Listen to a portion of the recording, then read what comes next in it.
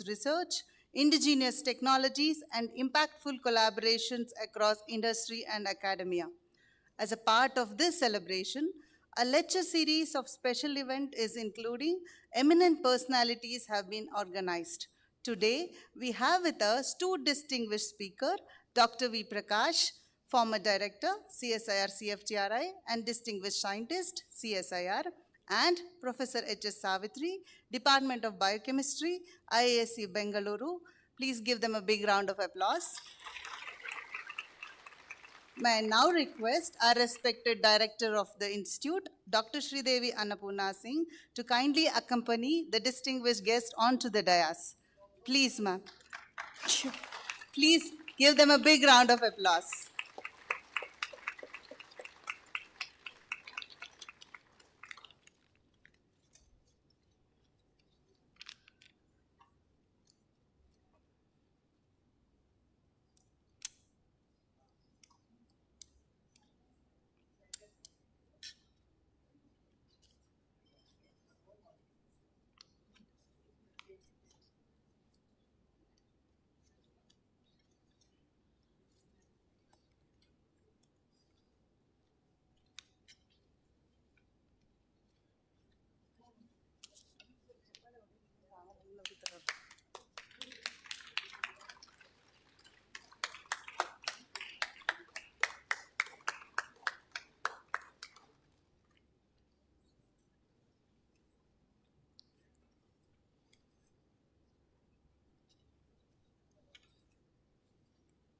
Thank you, ma'am, and thank you, sir.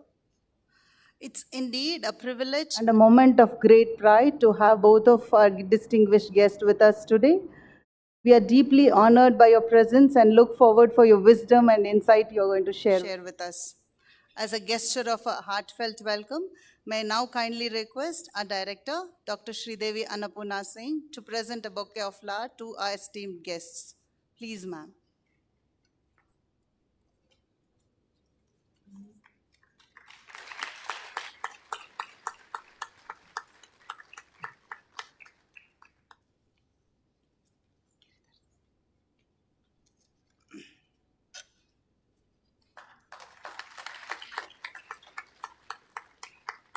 May I also request Dr. Giridhar Parvatam, Chief Scientist, Chairperson of the Platinum Jubilee Lecture Series, to kindly welcome our director with a bouquet of flowers to this program.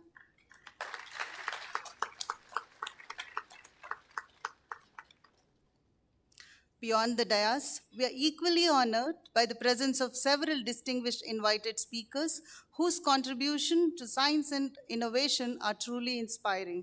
On behalf of the director and the entire CSIR-CFTRI family, it's a pleasure to extend a heartfelt welcome to the Platinum Jubilee Lectures to Professor Rekha Singhal, Professor ICT Mumbai, Professor G. Narahari Shastri, former director, NEAST and professor at IIT Hyderabad, and Dr. Vishwajanani JS, head TKDL unit and chairperson SEC CSIR. Warm welcome to all of you. We also take this opportunity to extend a warm welcome to all the distinguished invitees, representatives from McDonald and Good Food Institute India, participants of the symposium, our esteemed scientists, staff members, respected retired colleagues, alumni of CSIR-CFTRI, and dear students. We also make a special welcome to the members of print and electronic media whose presence we truly acknowledge.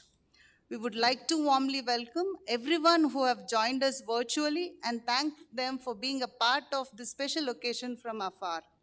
Thank you so much, one and all. Moving on, to begin the special lecture, it's a privilege to welcome a distinguished figure in the field of food science and nutrition and an influential leader who has significantly contributed to the growth and stature of the Institute, Dr. V. Prakash. May I now request Dr. Umesh Hebar, Chief Scientist and Head of Food Engineering Department, to kindly introduce Dr. V. Prakash to the gathering and invite him to deliver the lecture. Good morning. Ellarigu namaskara. It's indeed a pleasure and honor to introduce Padma Shri Dr. Vishweswaraya Prakash, former Director CSIR-CFTRI, distinguished scientists, CSIR New Delhi, to this August gathering. I'm sure all of you will agree with me that Dr. Ravi Prakash sir doesn't require any introduction, not just to this gathering, any gathering in the field of food science and technology, nutrition, anywhere in the world, because of his immense contribution in this field. But for the benefit of students and the new entrants to this field, I would like to briefly introduce Dr. Vishweshwaraya Prakash, born in Mysore on November 23, 1951, to parents Professor K. N. Vishweshwaraya and Professor H. S. Gangamma, both highly accomplished academic professionals. He obtained all his degrees from University of Mysore. Dr. Prakash is a globally well-known protein chemist and a leading food and nutrition scientist. He steered CFTRI as its director for 17 years. He was appointed as DG CSIR in 2006 and later served as Distinguished Scientist for CSIR for 5 years.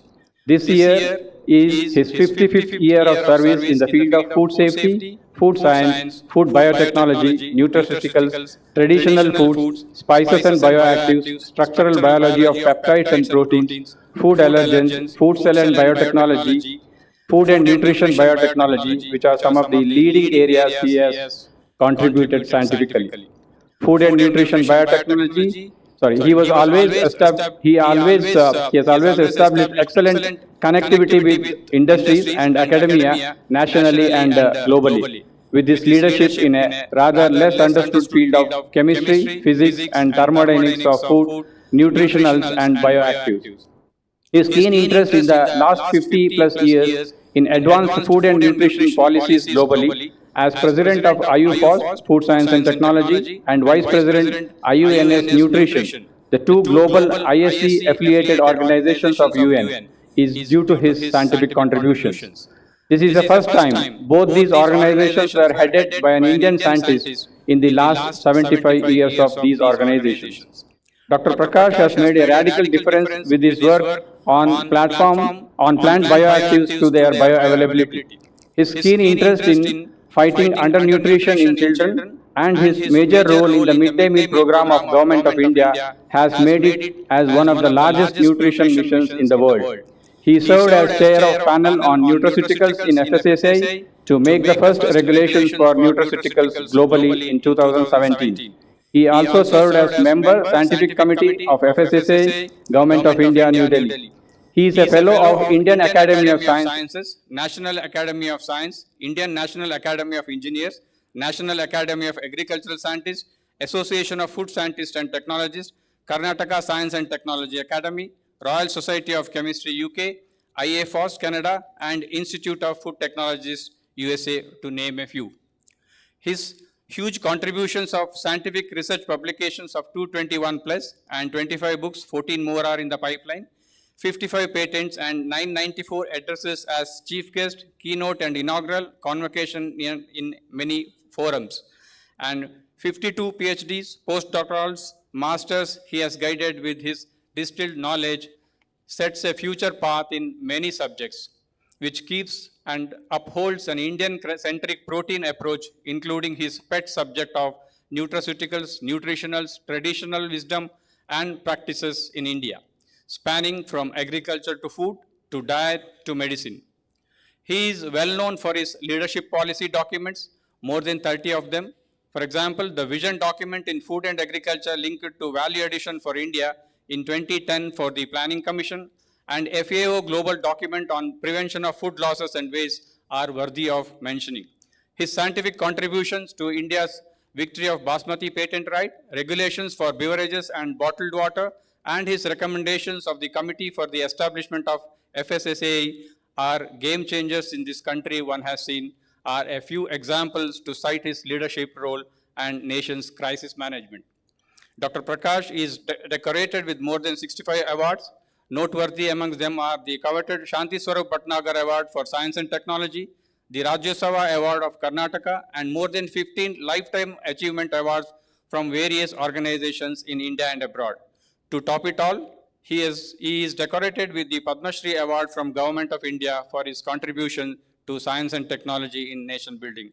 Respected sir, it's really an honor to have you here on this occasion, and I'm sure the gathering is eagerly looking forward to hear the talk on a very interesting topic. Sir, may I now invite you to kindly deliver the Platinum Jubilee talk, the continuing unique global saga of plant proteins at Chalawamba campus, yesterday, today, and tomorrow. Sir, floor is yours. Thank you.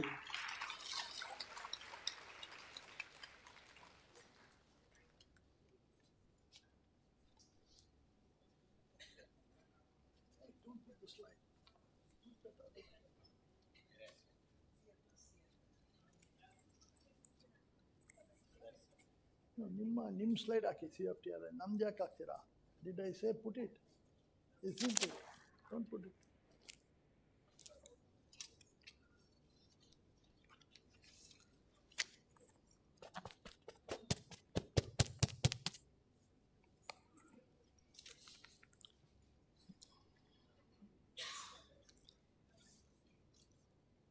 It's a wonderful day here for a very important reason to begin with. First of all, today happens to be the birthday of Dr. Sridevi Annapurna Singh. So isn't it the best way to start? So may I request Neelap Singh to come on the stage? Please come, please come, please come. Dr. Savitri, both of us will. Please come.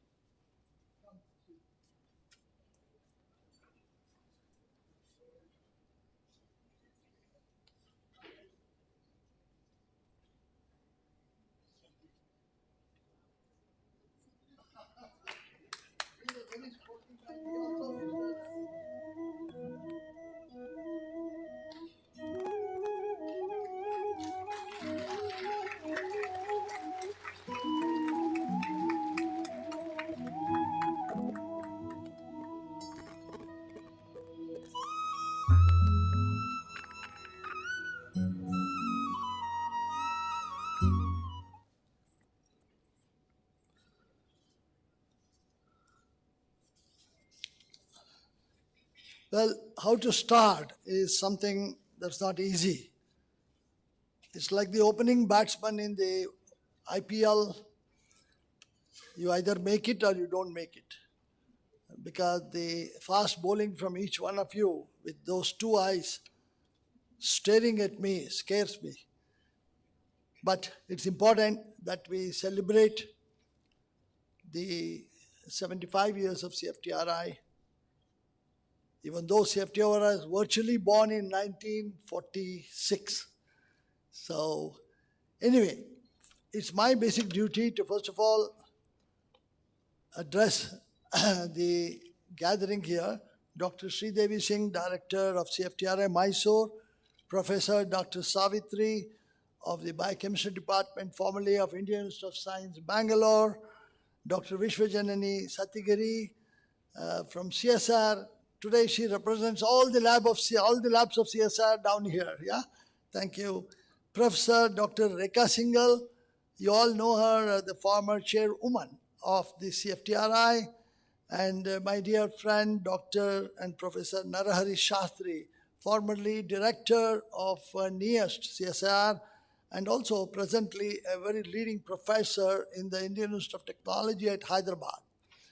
And also Dr. Apurao, my senior in PhD times, my colleague, former head of the Department of Protein Technology, and also served as Deputy Director of CFTRI.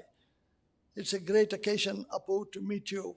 Dr. Mache, who packs everything that you say and delivers it hermetically sealed for you to open later on. It's a great thing to see you. And more importantly, all the participants of this national symposium, which is going to start after these two talks, is what I understand. I'm really looking forward to learn some more on proteins.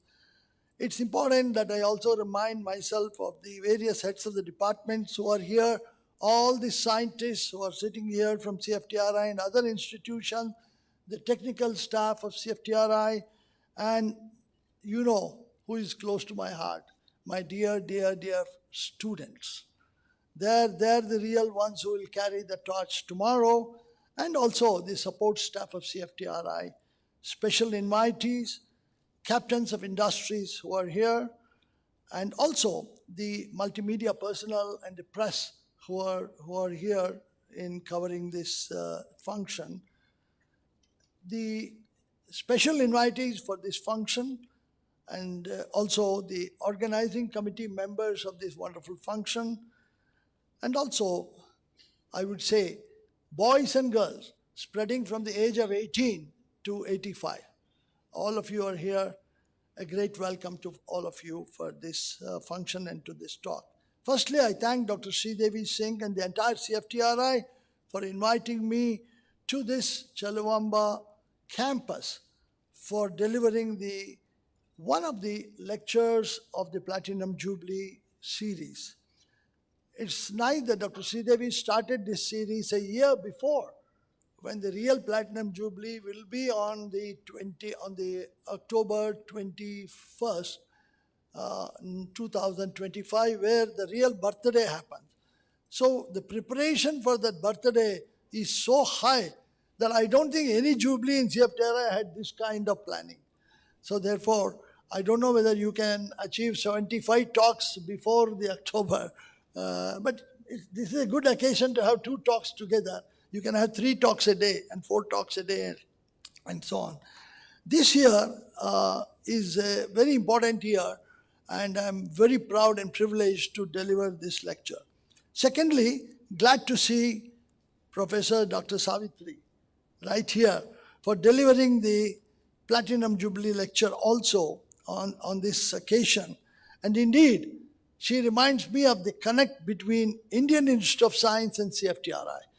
CFTRI came from Indian Institute of Science with the 9 scientists who came here, almost like the solar system of 9. And that umbilical cord of Indian Institute of Science and CFTRI is simply a coincidence that Dr. Savitri is here and all of us are here. Welcome, Dr. Savitri, and it's a great occasion to hear you also. Thirdly, after the 2 Platinum Jubilee lectures, there follows a national symposium on plant proteins, the subject of proteins being very close to my heart and also brain. I want to distinguish between heart and brain. It's very important. So both have to work in unison. And for me, the word protein means the heart will start beating faster and the brain starts working much faster. So therefore, I'm charged, and it's a great occasion that you are doing it. Right from student days of 1970, Dr. Apurao would remember as a PhD student till today, whatever we have done around the CFTRI, whatever the rest of the world has done, is phenomenally a different ballgame altogether. So therefore, what I will do in my talk is to take you back a little bit and then make you come in the next 10 minutes to the subject matter of my talk, and then take you along that path and see how we are doing as of today in 2025, globally and nationally. And then the last few minutes I will spend on the future for Viksit Bharat, when we read there what will be what we want to see there. I also see the students with enthusiasm, and most importantly, what triggers my thoughts is the ambience, the environment, and the wind of food science as you come into CFTRI. The moment you come into CFTRI, the wind of food science really blows on your face. And that's something one has to experience. And that makes us energetic, enthusiastic, and enveloped with ecstasy. And that makes me feel very differently. I don't have much slide, but I would like the slide projectionist group not to project the next slide till I say project. You have to go to the next one. No, you do it. You can do it. Because otherwise, people think that the slide projectionist is giving the talk. So it's very important. I don't have much slides, but I want to use it very cautiously and very differently. I put the title for this slide, Chalawamba Mansion, the home of CFTRI. I call it home because most people spend more time in CFTRI than in their home. So this is where you are really living. Incidentally, you are going back to home to please your family. But actually you are here. So this is the home of all of you.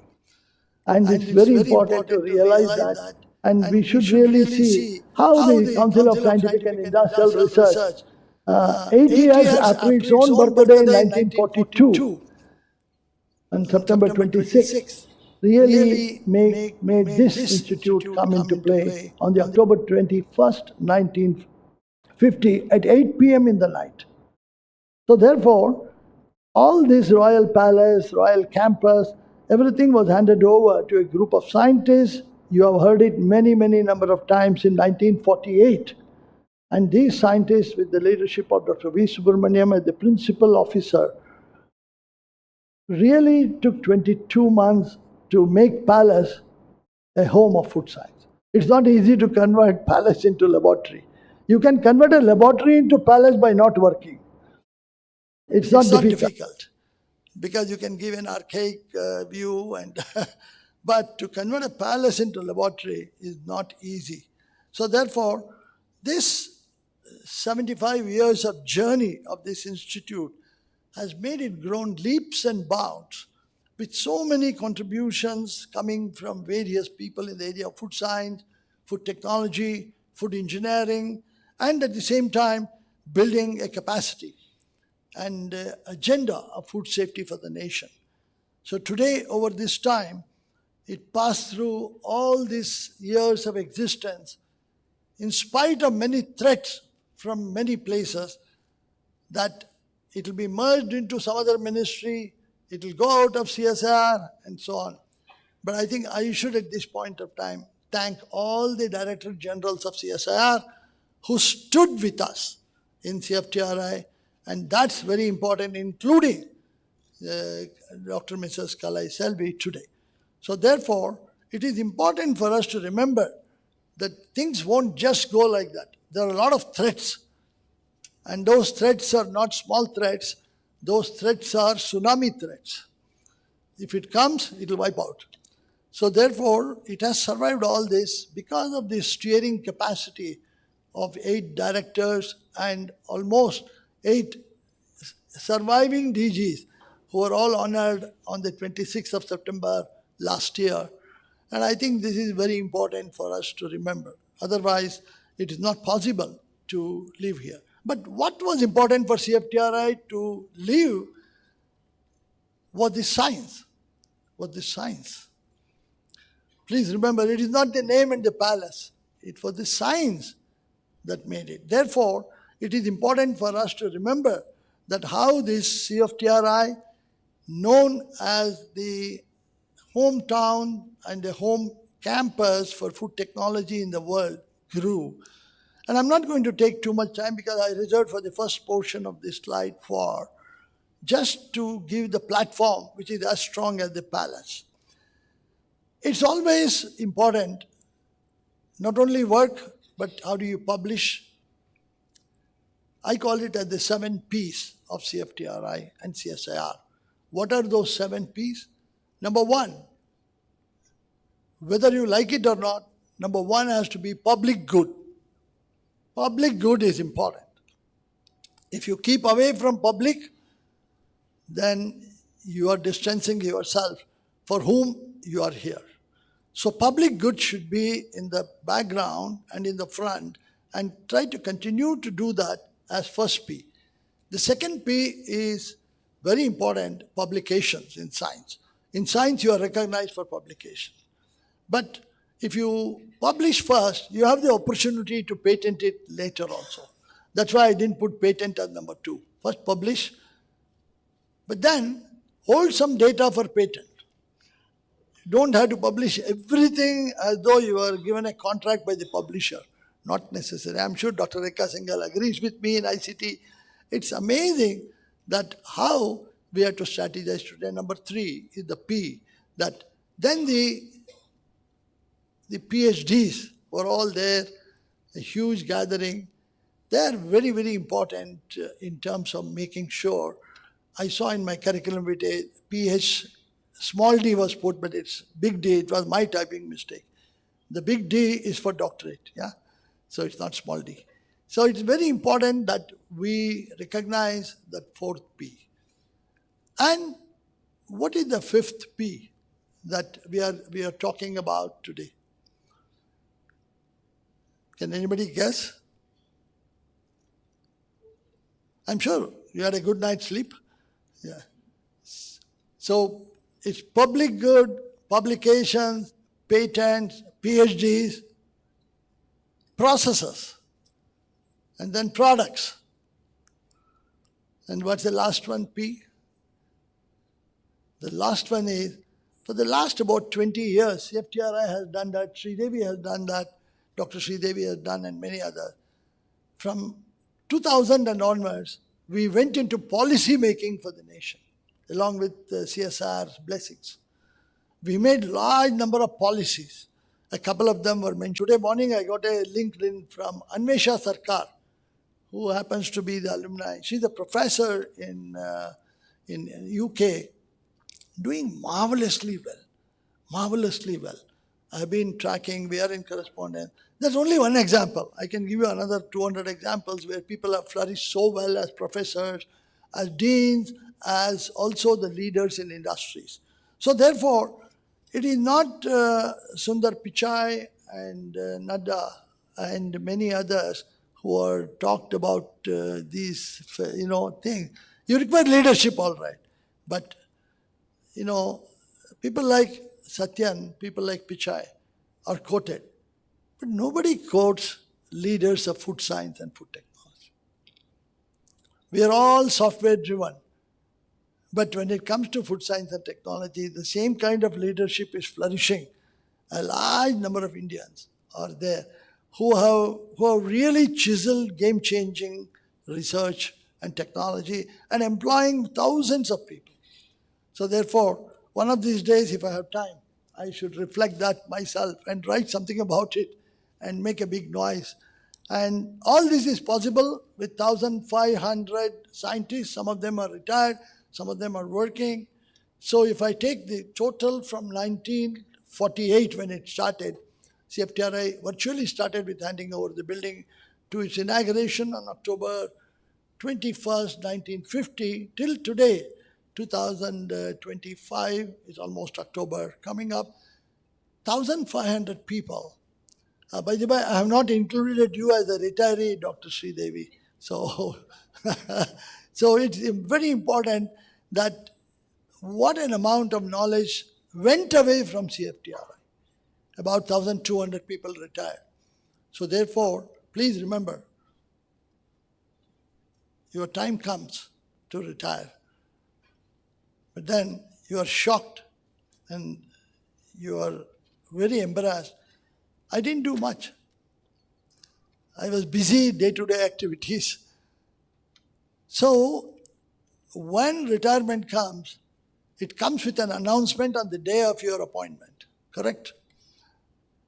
So if you don't think that is the last day of your service, then the last day will come earlier than the appointment.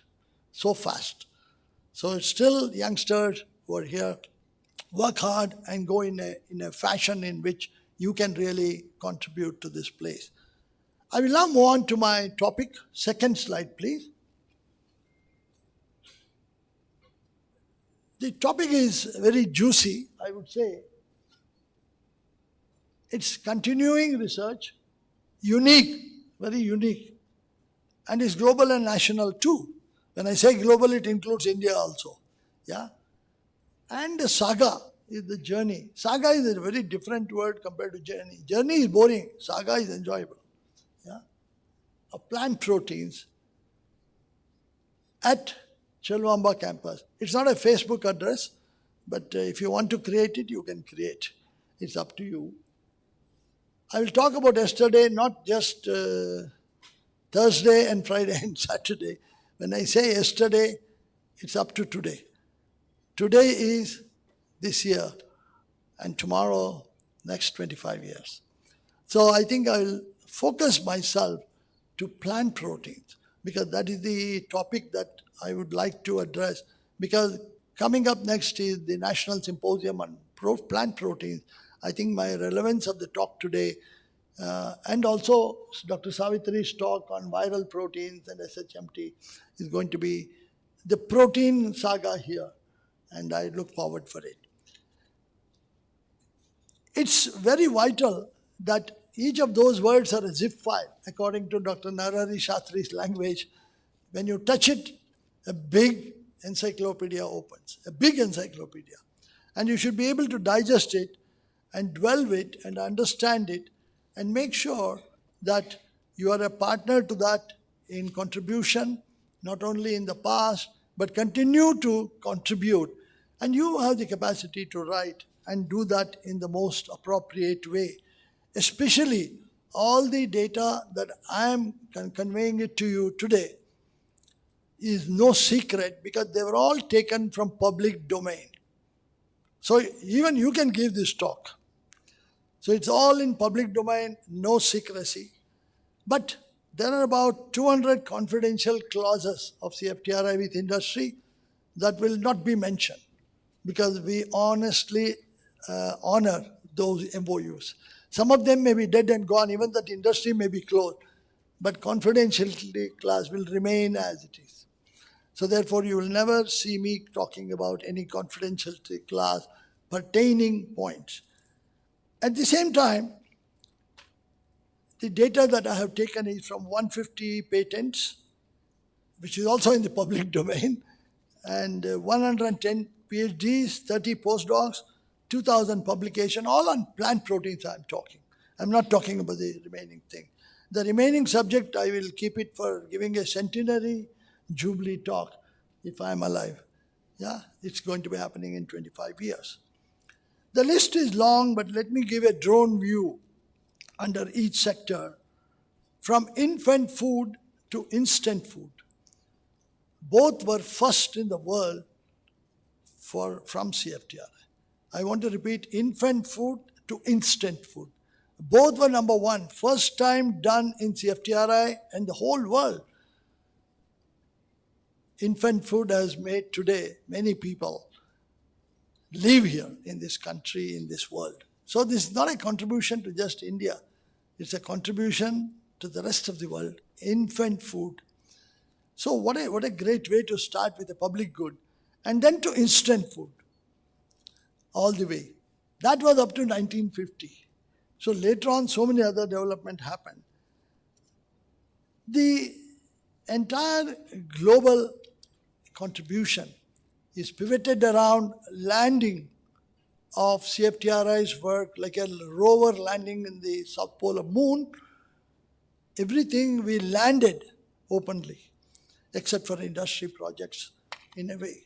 So therefore, when we look at all these, what may be the list that one can comprehend? It's a huge list, and I'm not here to read those lists, but I want you to hear these words of contribution of CFTRI till today I'm talking, including Dr. Sridevi's tenure, to my knowledge from publications, from other things. Infant foods, 8 varieties of infant foods produced and marketed. At that time we were importing from New Zealand, so it was all blocked. And Balamul, low viscosity weaning food of specialty users, and 5 different weaning food formulation. Multi-purpose food, you must have heard of it. Paustik atta. Mysore flour, have you heard of it? Not available. Mysore flour, it is a combination of all grains to increase the protein content. Supplementary food for children, 5 of them. Edible grade rice bran, a recent contribution. And low-cost nutritious food for pregnant and lactating women and children. Milton, some of the alumni of CFTRI remember, you pay 1 rupee in pilot plant, you get a bottle of pink milk, and once you drink, you are addicted to it. So amazing number of these products reached industry, and today we are talking about bifidus factor in the infant food, what Dr. Sridevi's group here in CFTRI and the microbiome group doing. Special food for geriatrics, like me, yeah? Amazing. So from pediatrics to geriatrics, and all the way down to ready to cook, ready to eat food for diabetes, and many other functional foods, and the list goes on and on. When you come to pasta products, a large number of seed proteins, not just oil seed, but cowpea, etc., are put into that in such a way that you enhance the protein. You have heard of chickpea flour snack, moth bean snacks, released to industry. They're all products in the industry way back. And also Suruchi Mita and Suruchi Bite. Yeah? So what a span of products from plant protein. You touch it, there's a plant protein. So it's important that we recognize wheat as a plant protein. We don't recognize wheat as a plant protein. We take it for granted. Rice, not a plant protein. We take it for granted. So therefore, what an amount of production of multigrain flakes, flakes from minor pulses, never heard of. The world has never heard of. Ready-to-eat products from puffed and coarse cereal grains and legumes, and also many bakery premixes, as well as tamarind powder, which is an adjunct in cooking, which gives the thickness to the soup or to the curry by its viscosity of gelatinization of protein, plant proteins. So the moment I say tamarind, you say sa. But tamarind powder has got that viscosity giving thinking in gelatinized form. So therefore, so much is done. And in cereals and pulses, the list is long, I don't want to read all of them. But it's important. The millet mission was launched about 3 years back in CFTRI. I'm very happy to see even an exhibition is there. So that millet mission comes from the days of ragi work in GST. And that made a big difference for CFTRI as a healthy diet. We started stealing the rural food and bringing it to urban, making the rural fast. But luckily the agricultural revolution helped us not to have that gap. Otherwise, the rich people can only eat ragi at that cost. Ragi is costlier than rice, by the by. If anybody has gone to market, it's very costly. So it's not a poor man's food, it is a rich man's food. So I think we should bring down the prices by agricultural intervention and utilization of many of its processes. At the same time, I also know, I'm aware of the cowpea protein being used in the vegan milk topped with soya milk. A recent CFTRI introduction of that. Unbelievable. Vegan milk with a cowpea base and soybean. Apura's PhD problem was soybean.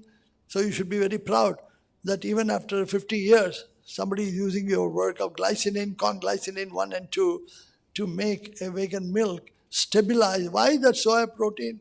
Emulsification. And its wonderful properties. And modification of peptides to desired structure to mimic the binding sites of anti-nutritionals. The last portion of that list is the protein isolate of the 1950s, 60s work. The first protein isolate in the world was from CFTRI in 1956 in the pilot plant, what you see today. The first protein isolate is like a baby. The world did not know the word protein isolate. But we are not so much marketing at that time that we were not given World Food Prize, we were not given recognition because still the Brit Ara was there as a slavery nation. So therefore, a slave cannot apply for an award. That mentality continued, but science never stopped. So today, looking back, it's a great thing. Full-fat soya flour, soya protein concentrate, soya protein hydrolysate, you name it, mustard protein concentrate and alike, safflower seed proteins, and they're used in bakeries, and sesame seed proteins and their emulsification factors of both alpha-globulin, beta-globulin, 1, 2, and 3. And at the same time, tree-borne oil seeds, Carangia, Jatropha, and Simaruba played a major role in the feed program apart from food. So we are also in the feed program to animals, which is very vital because they also require safe food, nutritious food. Coconut seed, coconut protein, cotton seed oil, and the residue was cotton seed, I think Dr. Hanumant Rao worked on that for PhD in the protein technology. So you name it. You name a name of a seed, I can name the name of the person who worked in CFTRI. That is the beauty of those days of interaction, and that continues, I'm told, today also. Neem, linseed, and so on and so forth. In terms of enzymes, CFTRI has done a huge amount of work for industries. And it's the lipoxygenase 1 and 2 in rice bran that was inhibited. And today, because of that, India is number one in rice bran oil production. We were nowhere in the field in 1995. Nowhere in the field. Japan was leading. By the way, Japan uses rice bran oil in all its cooking. Of course, with a pinch of monosodium glutamate. Plant proteases, polyphenol oxidase, prevention of browning, and alpha amylase, cellulase, lectins. I think Dr. Surolia in Indian Science and many others, including Dr. Bachawat at that time, were working on lectins, and Dr. Rajgopal Rao in CFTRI did a marvelous job on working on lectins and his group. Multifunctional proteins. In other words, you have gone through COVID, repurposing the drug. So what was meant for one purpose of a protein, utilize its properties, modify, and use it for another purpose. So you have standardized all the procedure of isolating everything, but just to repurpose it. So this repurposing was done in actually 1966. It's amazing how what we today did, repurposing the drugs in COVID time, methylene blue was used for some other disease, but it was used for COVID in some of the remote areas. Then the properties of many of these have made a big difference, including proteins from mushrooms and proteins from many other, drugs which are Ayurvedic in nature, which are anti-allergic in giving in small. And many of them are utilized in homeopathic preparations today, India being the largest homeopathic clients in the world and the largest number of hospitals, the largest number of homeopathic doctors. The original tincture is almost an extract diluted 100,000 times. And you get a couple of molecules of a protein or a peptide which boosts up your immunity. So it's amazing to see how a small amount of work generated so many products, almost like we're talking about 1,000, 1,200 products. And I told you already the number of proteins. The point is, how did it all happen so much, so little funding, with almost no infrastructure? Again, I had to quote Dr. Appurao, and even Govindraj is sitting there. When we did our PhD, there was one fraction collector which used to break every 1 hour. We had to convert ourselves into manual. And one Bosch and Lomb colorimeter. And for spectrophotometer, we had to run to biochemistry department in the main mansion. And that's all what. We had a centrifuge rotating at 4,000 RPM. That was it. But our enthusiasm of our guides did not stop us. We went to Indian Science, I think Savitri would remember. Appura would come with vials to count. I would come to meet Pal Vityathil for centrifuge. Take a bus, carry the vials on your lap like a baby, because if it shakes, radioactivity will spill.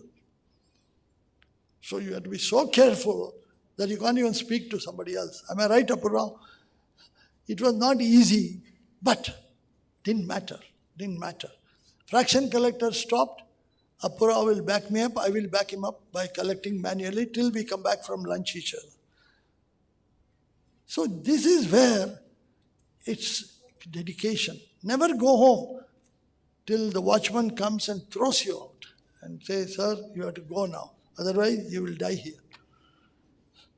So I think that's what is the reason. So let me quickly divide in the remaining portion of the time, about 15 minutes. The era is divided into 10 years, 1950 to 60. Time of malnutrition, demand for proteins, infant foods, weaning foods, supplementary foods, all energy food based on plant protein. That was the time. 60 to 70 was MPF, Paustikata, I already related to you, plus balanced food concept, balanced food. And that concept came from CFTRI even before NIN, which moved from Pasture Institute in Ooty all the way to to Hyderabad, we had that concept of balanced food, a lot of nutrition work. And all this simply because in 1970 to 1985, I go there for 15 years, the emphasis was on science-based evidence for all the above products of proteins and evidence-based science from reverse epidemiology. In the sense, some group are eating that somewhere in a tribal area, they are healthy. I think, why don't we take it? So it is reverse epidemiology of Dr. Vaidya, Ashok Vaidya, whose oration I gave just last week in Mumbai. And also day before yesterday, I gave a Diamond Jubilee lecture for one of the universities in abroad on reverse epidemiology. See, CFTRI use that very much, very much. And at the same time, all these were packed up in not few departments, but all the departments were involved one way or the other, including the supporting staff, and every instrument in every department was available, not by demand, but by courtesy. But some will always ask for authorship. Doesn't matter. Share. Human Genome Project has how many authors, Savitri? About 110? So what happened? Human Gene Project is more important, not the number of authors. But if your promotion is denied because you are not the first author, then I can't help you. That is the problem of RAB and not science. Yeah. So, but it is very important that when somebody helps you, you give an authorship. Don't have the habit of acknowledgement somewhere in one corner in font number 2, which nobody can read. So this kind of interfacing was very good. 1985 to 95 was the decade of molecular biology and need for networking with institutions. That's where CFTRI spread. And in 85 to 95, there was a large number of participation from MOU with academia. Then it came 95 to 2005, challenges for CSIR. And the nation had just logged into the new economy introduced by Dr. Manmohan Singh and P.V. Narasimha Rao as Prime Ministers and Finance Minister. It made a big difference for CSIR to survive for itself without too much funding. And therefore, many of the schemes of midday meal, high protein products, use of protein hydrolyzase, peptides for functional attributes, including the tsunami CFTRI biscuit. All of you remember that girl receiving the biscuit from the CFTRI truck. It made an impact. It made an impact. And CFTRI was challenged to do more things. So what we did, we can't produce food. We can't produce food packets for the country like what we did for tsunami. We had 12 pilot plants, all were activated. But we signed a MOU with industries. That's all what you should do when you have processes. Tune it to industry, give it to them. Don't worry how they modify. If they modify, they are modifying for better, not for worse. Why will they modify for doing it worse? They modify for better. So therefore, that galvanized a large amount of work, consolidation to cash with industry. So the industry was in great situation to come to CFTRI. And I think there was no day which was not busy, especially those days when we talked about many processes. I also remember the days of Dr. M.V.L. Rao from biochemistry, who did the first work of idli.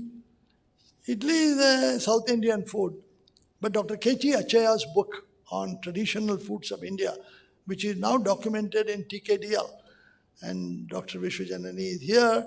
2000, TKDL took birth, and today the silver jubilee of TKDL, 25th year.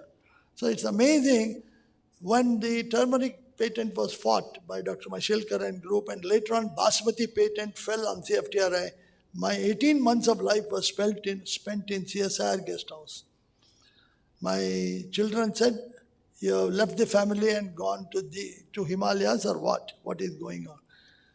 But the point is, the traditional foods came under attack, came under patent. We didn't have Operation Sindoor at that time, but we had Operation Basmati. And when that was fought with the perfection of a rover landing, the country lost that patent. In the sense, we didn't win, they lost. That is the way. We had nothing to win, it was ours. So they lost. They lost permanently. So many of the top figures of CSIR, including me, were not allowed into US at that time. The US embassy had a star probably on our name, I don't know. So it was not easy to go. But that doesn't matter. We are there. So 2005 to 2015 saw the functional foods, the nutraceutical era, and in 2017, from 15 to 25 I'm talking, the first nutraceutical for peptides regulation was done in this country, not in FDA, not in China. But within 2 weeks of its publication on November 23rd, 2017, Chinese version of peptide nutraceuticals came out for regulation. They just replaced our peptides with their peptides. That's all. Rest of all is fine. The dosage also they didn't change. And then USA FDA copied it and made it a document. So we see what is happening in the area of many of these seed proteins as the leaders. Apart from this, the Texas A&M University, the Beijing University, the Tokyo University, and the Texas A&M University and Wageningen in Netherlands, and also the earlier East Germany, Potsdam Institute of Nutrition, Deinarang, was also a very important area where they worked on seed proteins and plant proteins very much. And we had a lot of contribution from Mahidol University on nutrition in Bangkok, as well as some of the new processes and came in because of a large number of UNU students who came here to CFTRI, because CFTRI was the one unique place for UN University. They're all back in Africa, mostly in Thailand and Indonesia, Malaysia, and they are now continuing to work on plant proteins. Perhaps we have decreased our emphasis on plant proteins and differently working on many other projects. I would like to now quickly go into the last portion. When you look at net zero carbon, I think Professor Yadav from IICT gave a Platinum Jubilee lecture here, right? I couldn't come on that day. His point is how carbon neutrality can be maintained in the process. And it's amazing, Rekha would remember his captaincy for India in doing such. He was decorated with Padma Shri and so on.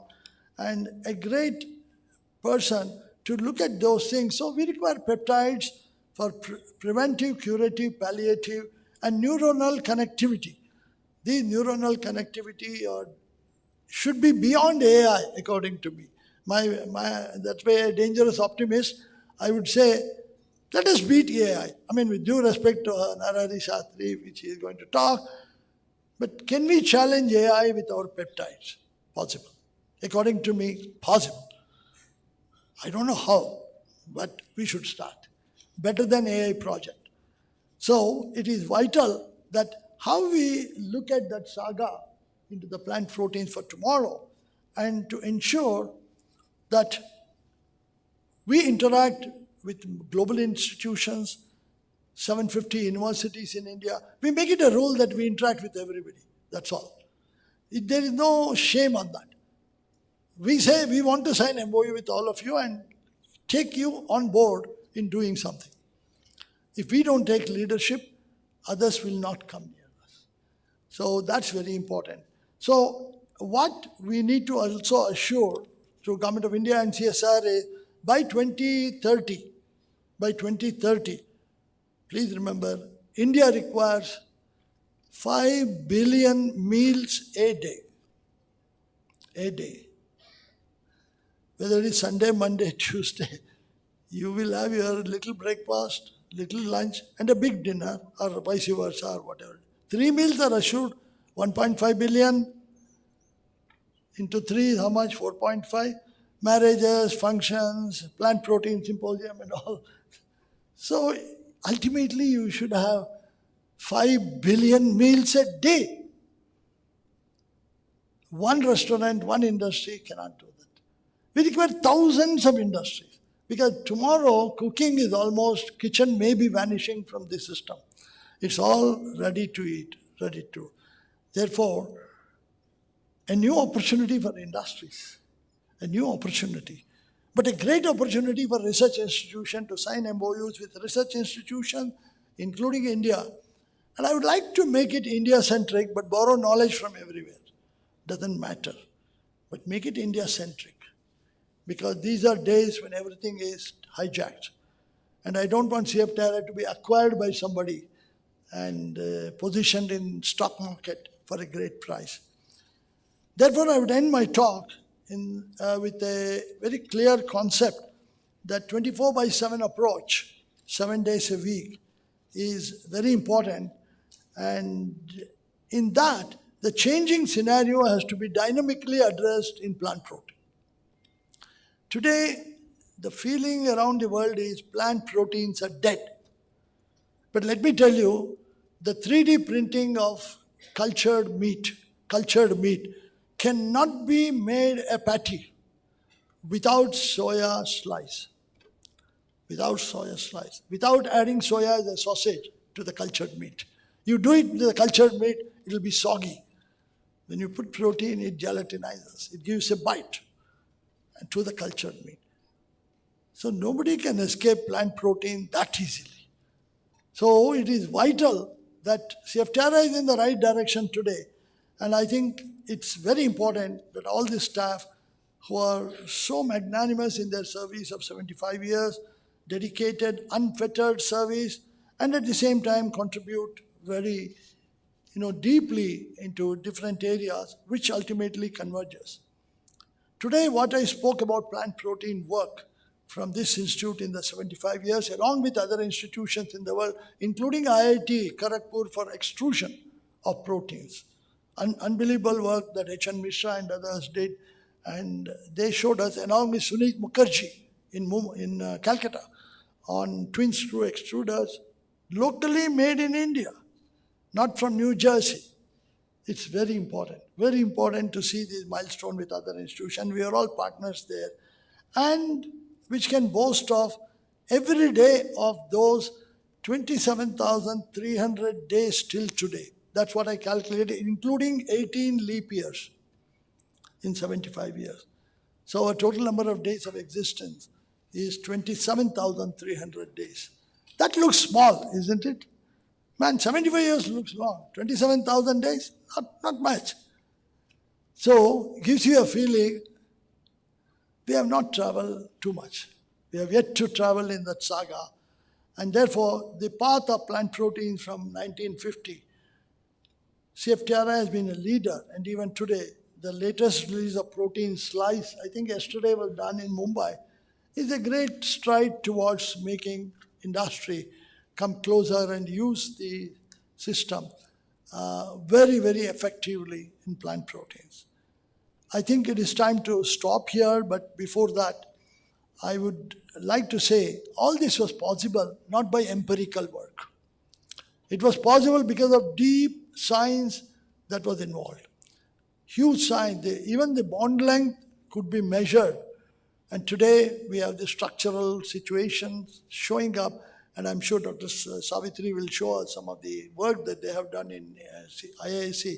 Huge amount, globally important work nobody else could have done. Therefore, my next slide would show, can I have the next slide? No, one before, yeah. My message to you is, if CFTRI matters to us, by the way, I have taken this from our writing in 2000 Directors Conference in NAL, when Dr. Murli Manohar Joshi was there, and we requested him to inaugurate the dosa machine in our guest house. And he did that. And that was the day of Pokhran explosion. And that was celebrated in CSIR as Technology Day all over the country by all people, including CSIR, on May 11th every year. And CFTRI does in a very grandeur way. So I've taken some of it, but I have adopted it to the Platinum Jubilee effective. CFTRI matters to us, it shall be our endeavor that we shall matter more to it by scientific research and development to reach society with integrated approach of Team CFTRI effort, keeping in view the goals of CSR and the nation. Don't forget CSR. Don't forget nation. If you forget those two, you have to look for another job. Because you need to see the policies, align yourself, and make sure that we are a part of things. But still you have a lot of time left to work on what you want to do also. So please work together with integration. As I conclude with this statement, I take the opportunity to wish Dr. Sridevi Annapurna Singh a wonderful new career. You will get a new job which is better than this, because from 60 to 100 years, the 40 years of service you have to give. You have to give 40 more years of service. The best of Sridevi has not yet come. It is yet to come. It will come. It will come. So I want you to be active and be healthy, and at the same time have peace of mind and work for yourself what you enjoy, and also with your family. I think Neelab and your mother welcomes you home, because they have not seen you for almost 4 years, right? They have not seen you much. So they will welcome you back, and it's very important that your daughters also would keep frequently coming because you are in town. And therefore, it's a great day for us to wish her all the best. Probably today at the end of symposium, there is some valedictory function. In conclusion of this talk, I would like to say that the rules need to be applied and people have to retire. There is no Chiranjeevi here. We had a stores officer called Chiranjeevi. He also retired. Okay. So there is nothing like Chiranjeevi. On the day assigned to you, because the appointment day fixes your everything, you have to retire. Unless on 31st July, Sridevi, the nation changes the retirement age to 62. We don't know. We have no idea. But at present, as of today, people have to retire from CSR, and their names will be deleted from the rolls of the book from the next day. Correct? That's the official procedure. Even Ram Prasad COA and others would do that meticulously well and perfectly well. Otherwise, their job is at stake. Okay? So my quote is, quote, one can take out the name of a person from the roles of CSR and CFTRI. But to take CFTRI and CSR from the person's heart is impossible. You can take the person out of an institution, but you can't take the institution out of the person. So therefore, that remains as a gospel truth. So once a CSRian, forever a CSRian.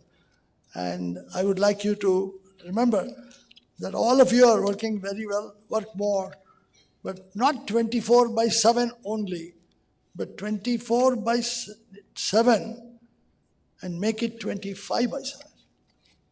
Why that 1 hour? That's a secret document which I will talk in the next symposium for a few minutes. It's very important. You have 25 hours, not 24. How you get that 1 hour is your magic, your personal thing. With that, my last slide. I have to say thank you, and big salute to the great institution that stands there. Yeah, some of you can see from the window. Now you keep showing the slide. I told you projectionist always dominates the speaker. Yeah. So it is vital that we remember this institution forever. And today, once again, I would like to thank all of you for your patient hearing. And I'm looking forward for the talk of Dr. Savitri, Dr. Rekha Singhal, Dr. Narahari Shastri, and Dr. Vishwajanani.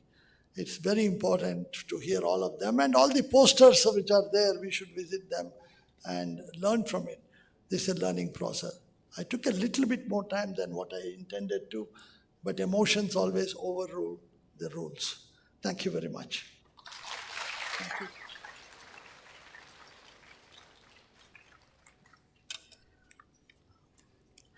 Thank you, sir.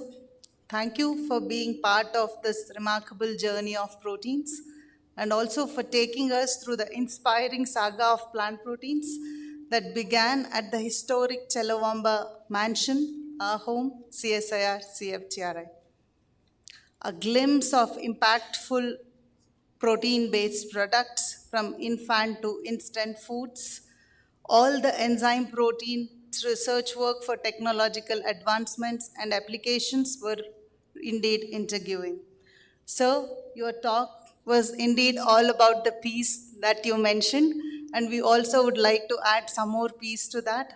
It was indeed profound, pleasant, and powerful. Thank you so much. As a token of our gratitude and respect, we kindly request our esteemed guests to accept our felicitation. May I now request our director to kindly do the honors.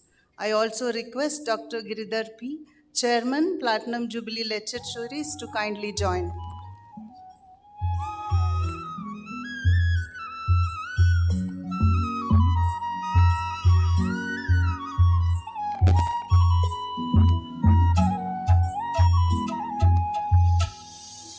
Sir, please join.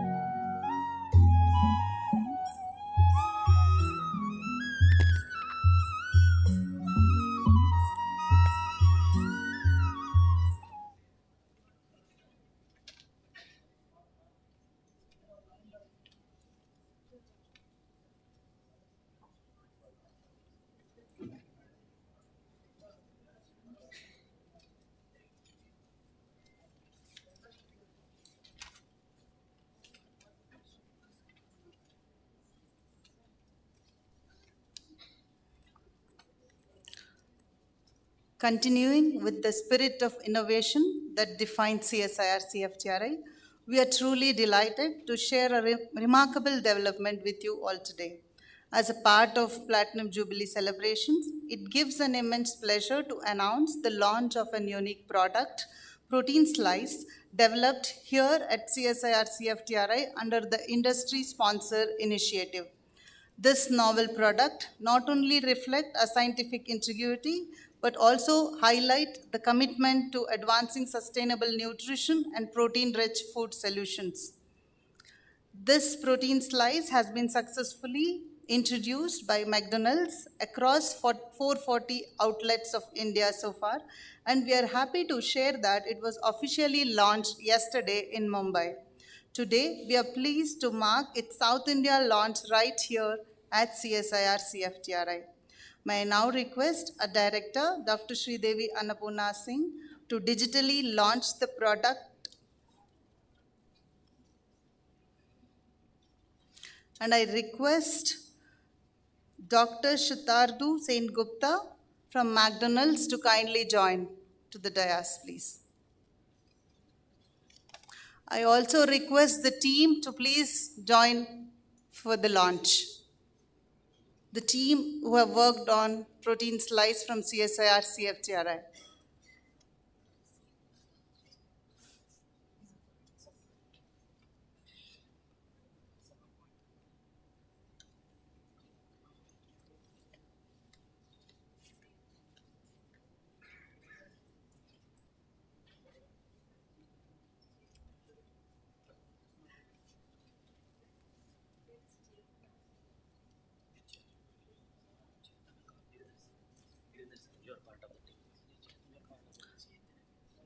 Dr. Jyoti Lakshmi, Dr. Chaitanya R, Dr. Sachin Eligar, Dr. Giridhar, Dr. Prabhashankar, Dr. Ashutosh Inamdar, and Dr. Sudhir Yanam are the team.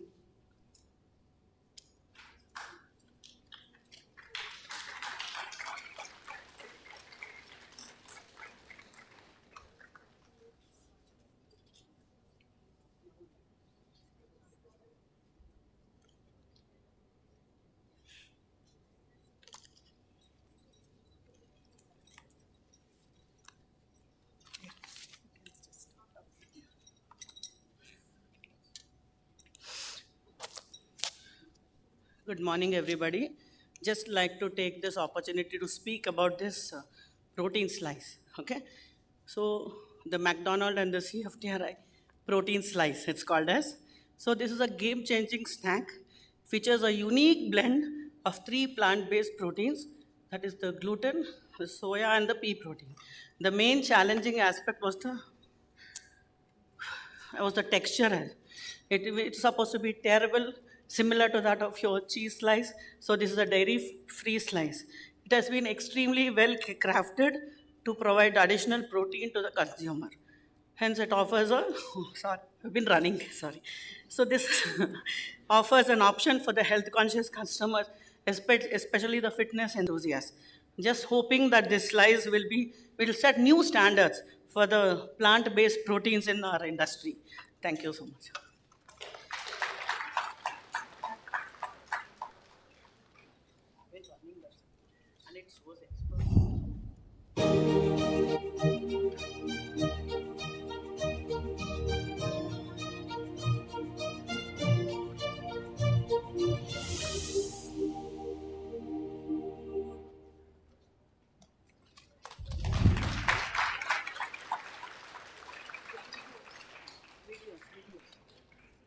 Photo.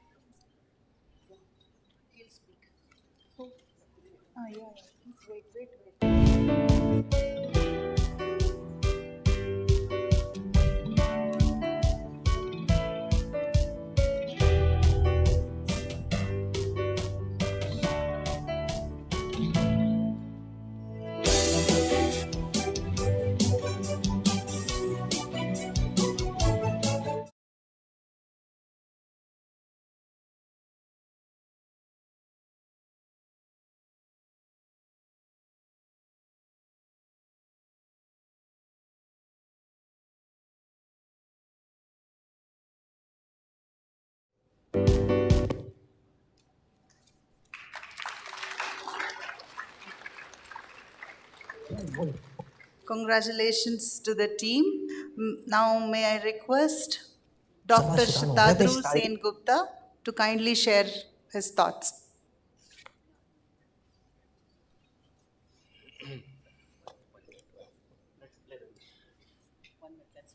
बहुत ज्यादा शैतान हो गया, अपनी शैतानी कम कर ले।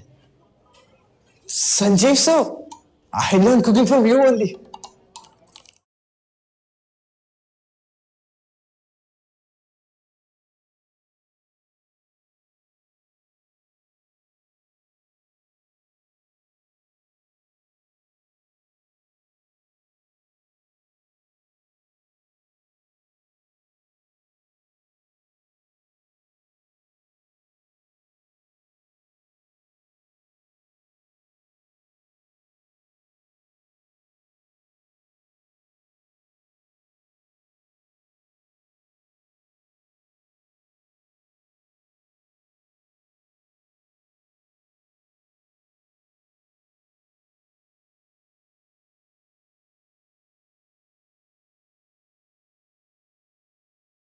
Castle Restaurants Private Limited. That is McDonald's West and South India. So I'm really honored to be here today. In fact, I've been to CFTRI a few times in our journey of collaboration with CFTRI. And each time I come here, I feel thrilled, I feel humbled to interact with CFTRI and all the wonderful people of CSIR-CFTRI. So they had given me a prepared speech, but I thought I will talk from within. So basically, I came to know about CFTRI from various, programs and events conducted, and I was curious about this and came to CFTRI and see if we could work together, our company and CFTRI. I was delighted to learn that CSIR-CFTRI does collaborations with industry. That's exactly what we were hoping for. And we started a journey on the project of the multi-millet bun last year. It was a grand success. The offtake of multi-millet bun, the technology used, the kind of millets that we had adopted into our food was very well accepted by the consumers. And this year we took up the protein plus slice project. So we started with a certain protein slice, and we, at the end of it, CFTRI helped us transform the product into something completely different, far more nutritious, far more tasty from a taste profile for the consumer. And it is this acceptance, and we are able to satisfy customer needs and customer requirements while delivering nutrition at the same time. This is something that only CSR CFTR has helped us to do.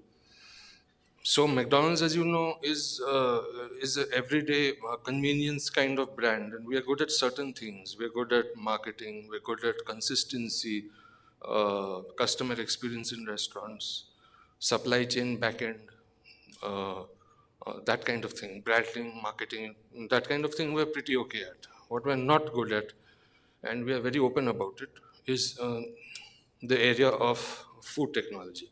Historically, McDonald's has never, if you see the operational portion of it from the 1950s in the USA, they worked with what was available. Okay? Innovation at a technology level, at a science level, was never a forte of McDonald's right from the start, per se. Okay?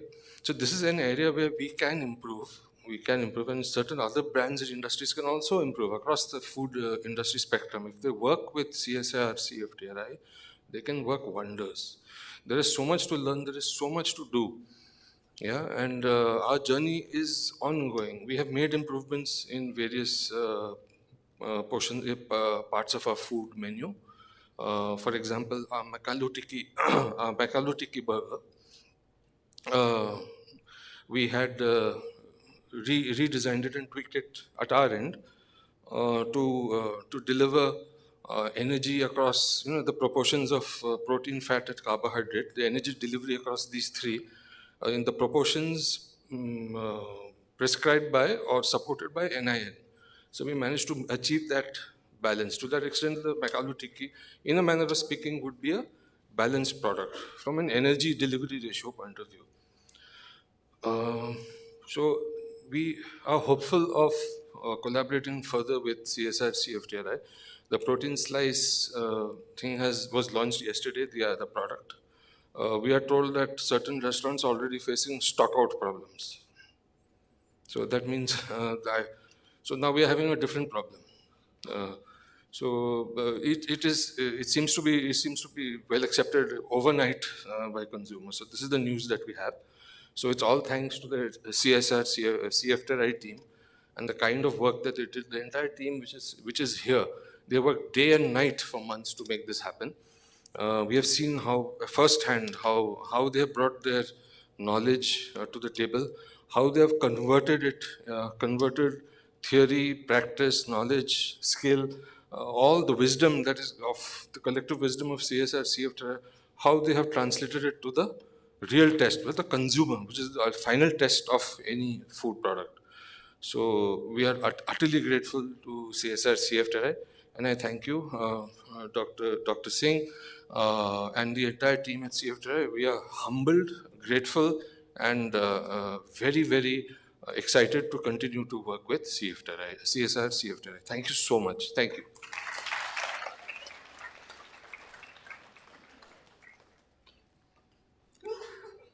Thank you, Dr. Shatatru, for your kind words and appreciation. I thank you all the team.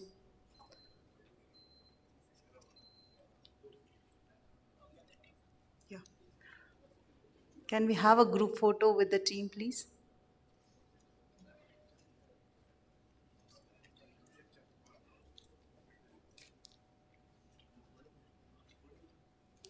I kindly request Dr. Appurao to please join on the dais for the photograph.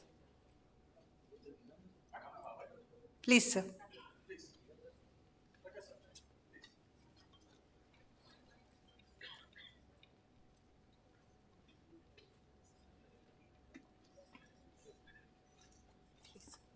ಒಂದು ನಿಮಿಷ.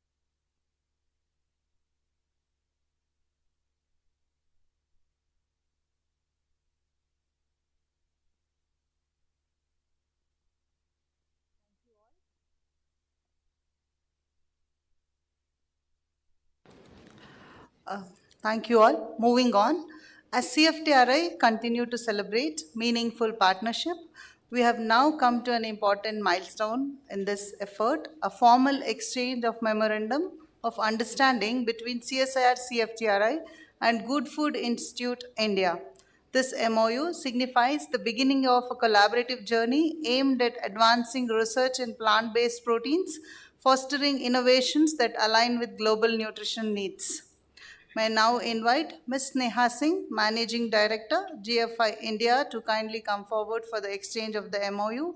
And I request our Director, Dr. Sridevi Annapurna Singh, to do the honor. I also invite Dr. Nandini P. Shetty, Head PMC, to join.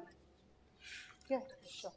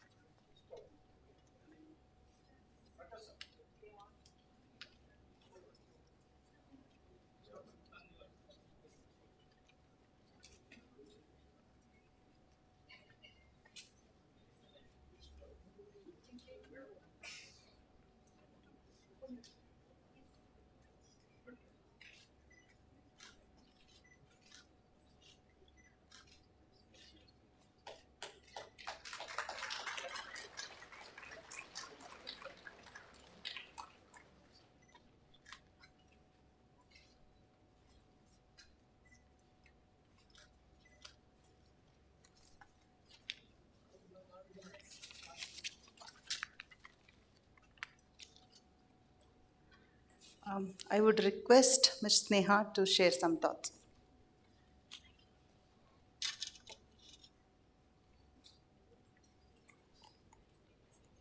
Good morning, everyone. I hope you can hear me. Sometimes this is difficult for small people like me, but yes, I'll try my best. It's an honor. Oh, thank you. Thank you so much. It's an honor to be here this morning. Good morning, everyone. At this inaugural ceremony of the National Symposium for Plant Proteins. Plant-based proteins provide so much nutrition, as Sir already alluded to. What an illuminating speech. And they also form a vital pillar when it comes to alternative proteins or smart protein, which are sustainable alternatives to animal-derived proteins, along with fermentation and cultivated meat, also which Sir referred to in his speech. Really good to see that this kind of awareness is there within all strata and everybody in the scientific world.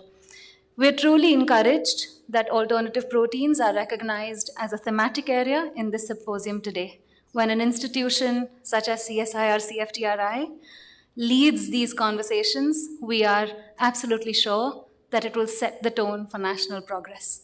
So thank you very much, ma'am, for doing that and for being so supportive of us at GFI India. Thank you, ma'am.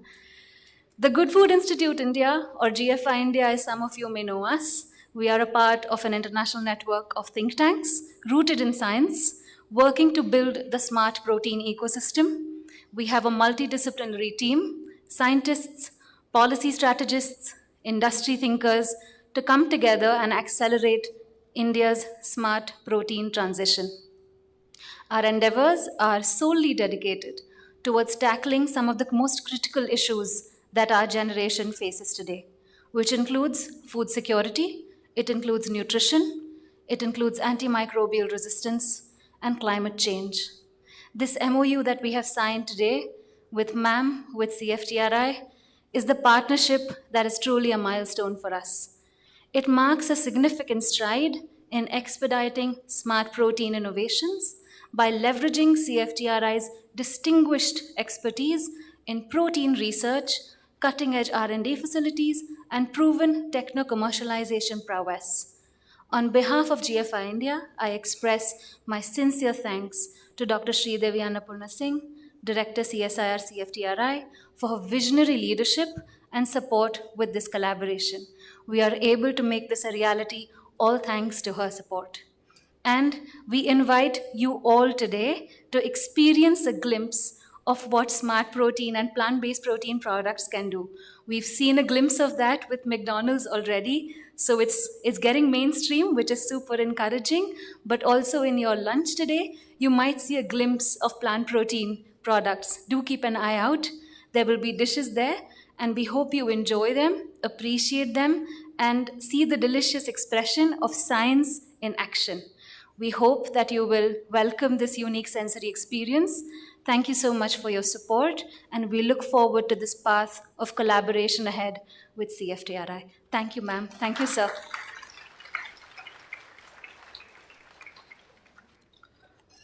Thank you, Ms. Neha, for your kind words. We really hope for a successful collaboration and, of course, science in action. Shifting our focus from plant proteins to the fascinating world of viruses that modulate plant metabolism and significantly influence the plant growth and nutrition. We explore the intricate roles of viral protein in this complex interplay. It's time to welcome our next speaker, an eminent authority in the field of plant virology, Professor H.S. Savitri. May I now request Dr. Giridhar, Chief Scientist, Chairman of the Organizing Committee, CSIR-CFTRI Platinum Jubilee Lecture Series, to kindly introduce the guests to the gathering.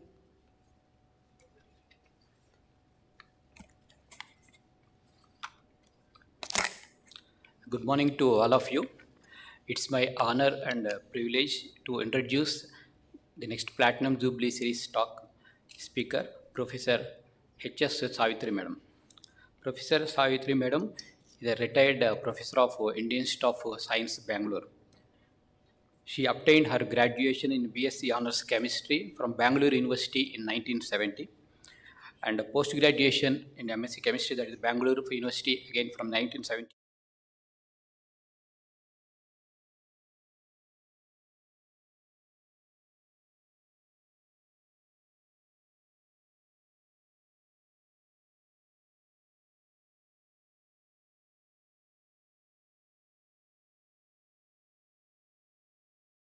Her postdoctoral research associate in Department of Biochemistry during the 1978 and 81.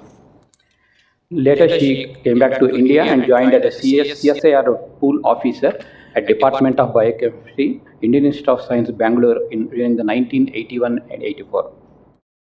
He was a UGC research scientist and joined in Department of Biochemistry at IISc Bangalore and rose to the level of Professor Department of Biochemistry, Indian Institute of Science in 1999 and continued in service till 2016. He was a member of CFTRI RAC Research and Advisory Council member for 2 terms.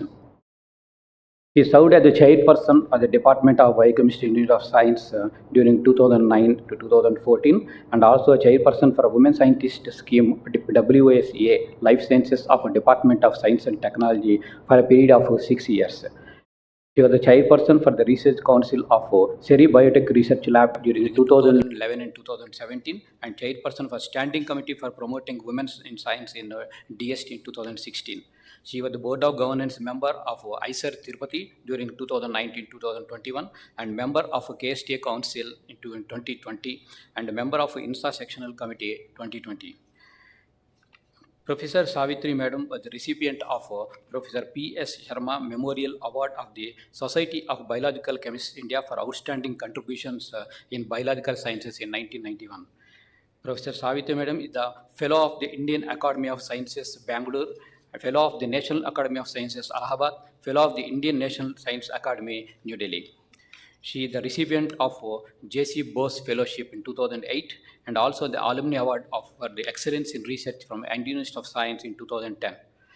She is the Excellent in Science and Technology Award also she received from the Indian Science Congress Association, Calcutta in 2011 and Madam Curie Mahila Puraskar Award in 2013.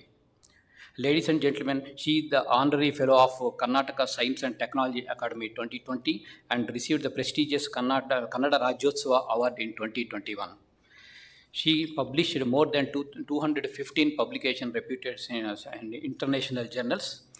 Professor H.S. Savitri has established a flourishing school of research on molecular characterization of plant viruses, on structure and function studies on enzymes. She has produced more than 30 PhDs and supported several short-term students and scientists, summer trainees from various universities who have carried out their research work and learned various techniques. She was the chairperson of the Department of Biochemistry and the Center for Counseling and Support of the Indian Institute of Science. Now it's my pleasure and honor to invite Professor Savitri Madam to kindly deliver the Platinum Jubilee talk on decoding the structure and the function of plant viral proteins, its relevance to plant protein research and biotechnology. Please give a big round of welcome and applause to Professor Savitri Madam.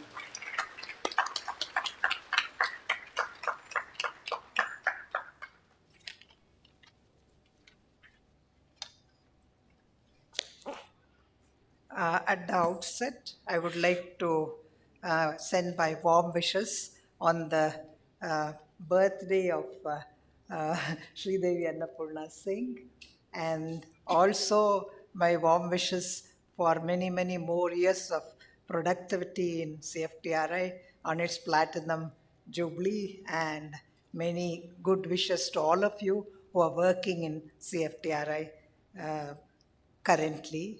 And I also feel that the introduction was rather long.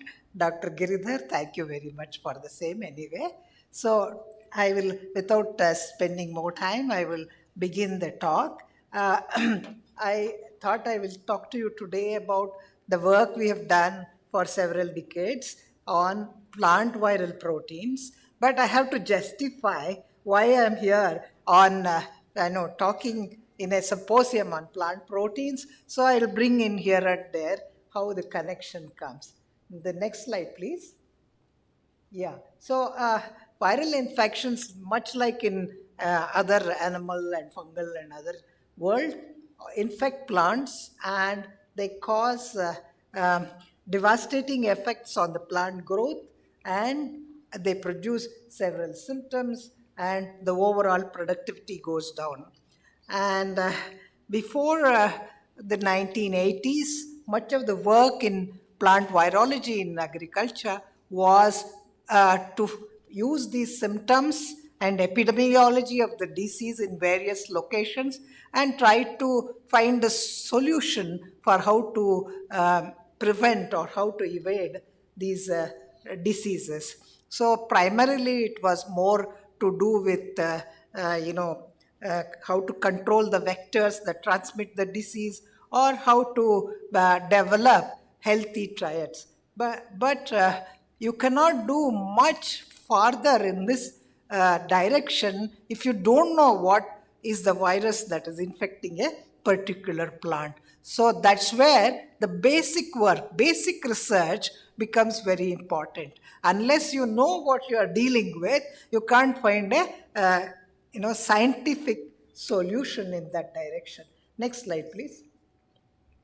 So you can see that 10 to 30% of overall productivity annually is caused by reduction in crop yield is caused by viruses, and it can translate to billions of dollars. And in India, about $15 billion of productivity is lost because of viral diseases. The main diseases that affect in India are on banana, rice, cassava, tomato, and groundnut.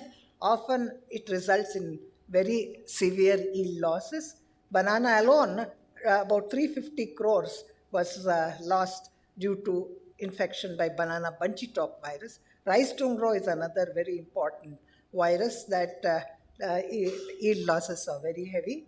Tomato yellow leaf curl, tomato leaf curl are in general the Gemini viral infections, the groundnut bud necrosis are all viruses which are very, very severe and they can lead to 100% crop loss. Next slide, please. So then we have to understand if this is causing so much of disease and loss of crop, how do these viruses work? First, in case of plant viruses, the virus has to enter the cell, and you know the plants have a cell wall, so they don't enter the cells via receptors or proteins that can bind to them and then enter the cell. So they need to enter through a wound that is created either by the vector, the one that is carrying the virus, or by mechanical injury. You can take the virus inside the cell. Once inside, it has to get the protein shell that is there on the virus, that has to get uncoated, and then the genome has to get multiplied, and then the translation has to happen. Lot of proteins, other non-structural viral proteins have to come, and here we have several points at which one can think of preventing the virus infection.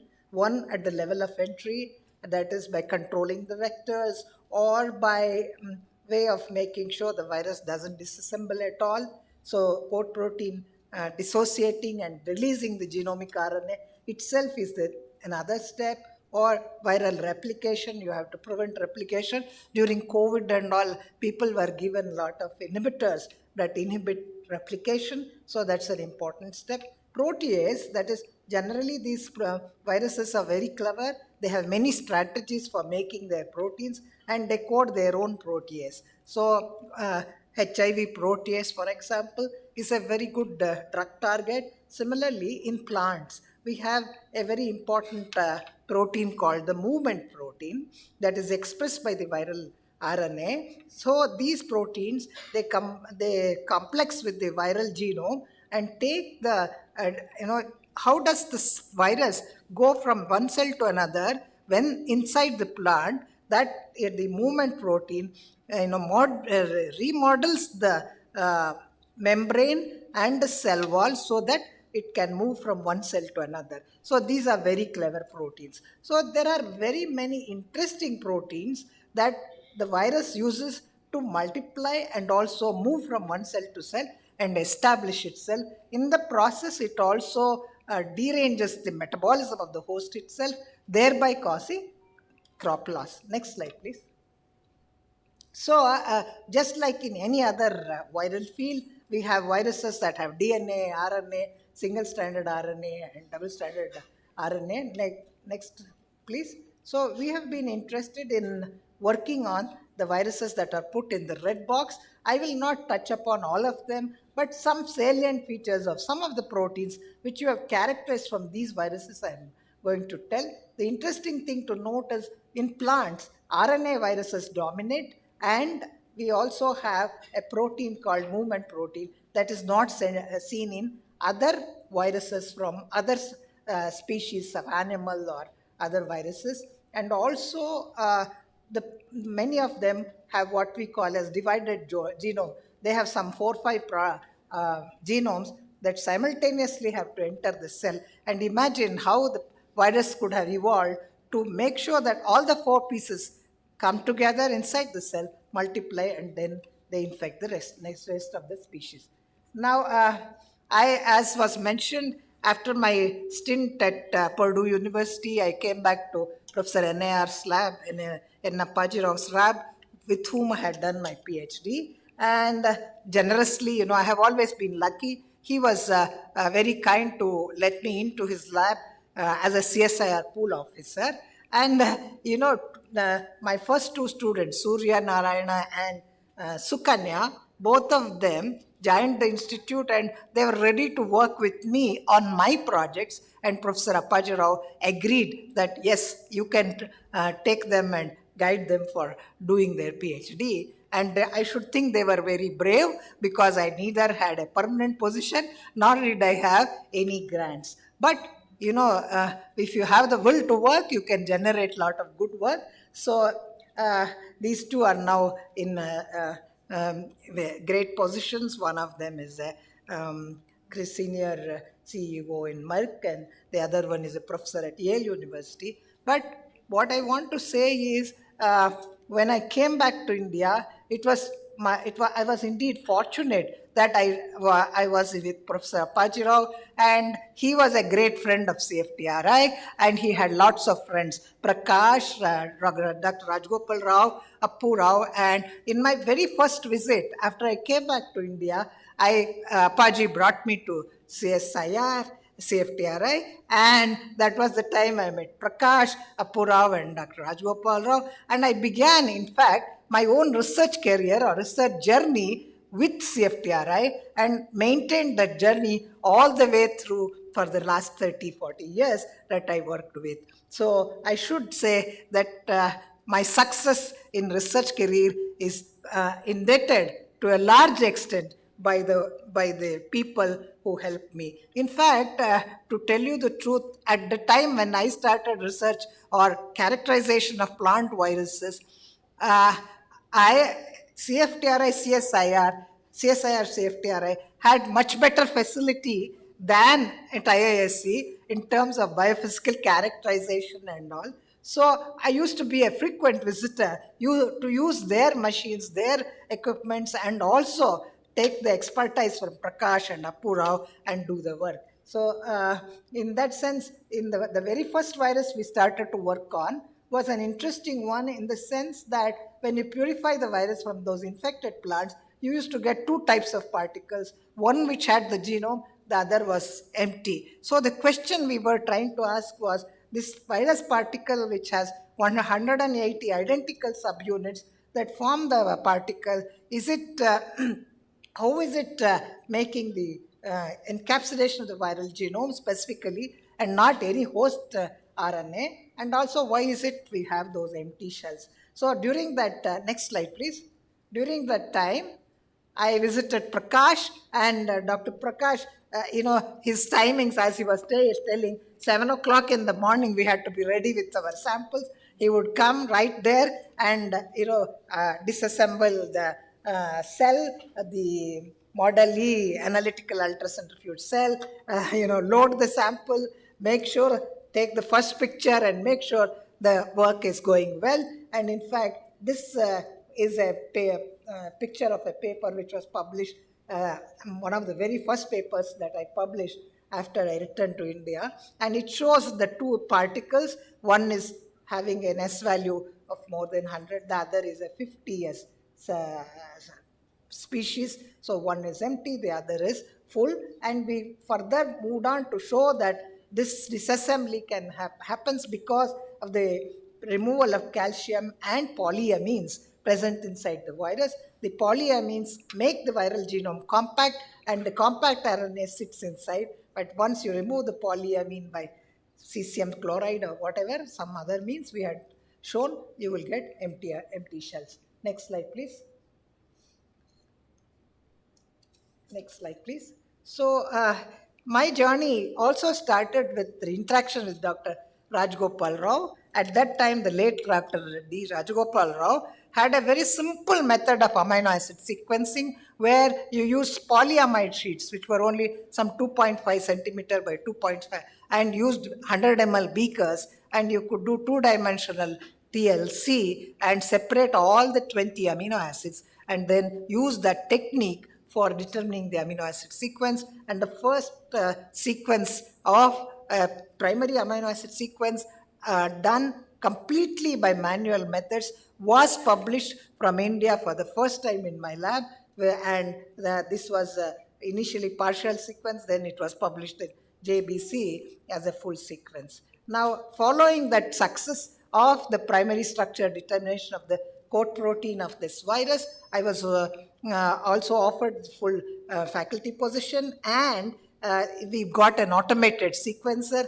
Then the opposite interaction happened. Dr. Lalita Gowda came to my lab and she could do the complete primary science structure of this unique mannose glucose specific lectin from field bean, and she has been a great friend to me ever since we started this interaction. So there was a kind of a two-way interaction. I should say that not only the plant pyruvyl enzyme that Sukanya worked, we have worked on serine hydroxymethyl transferase from sheep liver and several other animal sources. And in the process, there were 3 or 4 PhD students, all of whom characterized the ligand binding and interaction using the microcalorimeter and also the CD and fluorescence methods that in Dr. Appu Rao's lab. And we have more than a dozen publications with Appu Rao and Prakash along with us. So this has been a great saga of learning from each other in that sense. So I am really, really happy that I have been invited for this talk, because it's a way of my showing my gratitude to CFTRI for for all the good work that we could do on plant proteins as well as plant viral proteins. Next slide, please. Now, side by side, the virus that we showed, we also crystallized, and you see, we took 10 years to solve the structure of this virus. This virus, can I have the pointer, please? See, has 180 subunits, and even though they are identical in chemicals amino acid sequence, they assign themselves as pentamers in the green, and red and blue are the hexamers. So 12 pentamers and 20 hexamers make this big capsid. And how do they arrange themselves? You see, the N-terminal part, 22 amino acids, they make like a hand clasp type of arrangement, and that is how the stability is imparted into making such capsids, inside which compact RNA is present. And so this led us on to get a complete intricate,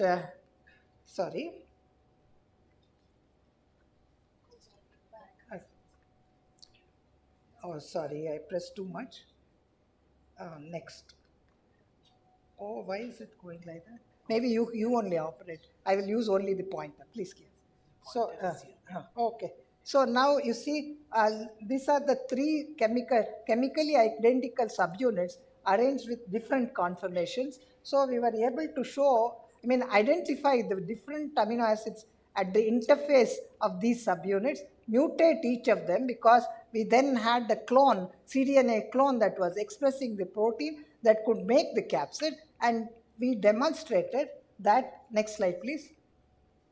In this group, in this virus, or in this group of viruses, where protein-protein interactions, subunit-subunit interactions govern the assembly, then your mutation of crucial interfacial residues results in partially folded protein, and it's completely heterogeneous. So in this case, folding and assembly are concerted events. In fact, later it was shown that while the RNA is being made, on the membrane, the capsid protein is assembled, so that both the processes of folding and assembly happens together. Next slide, please. So this is the next virus. I'm going to give you a brief glimpse of many proteins that we have worked on. That was one capsid protein from Physalis mottle virus. This is Sesbania mosaic virus. This is also a spherical virus. The difference being, here the virus is entirely stabilized by interaction with its genome. RNA protein interaction and metal ion mediated protein interactions govern the stability of this virus. Next slide, please.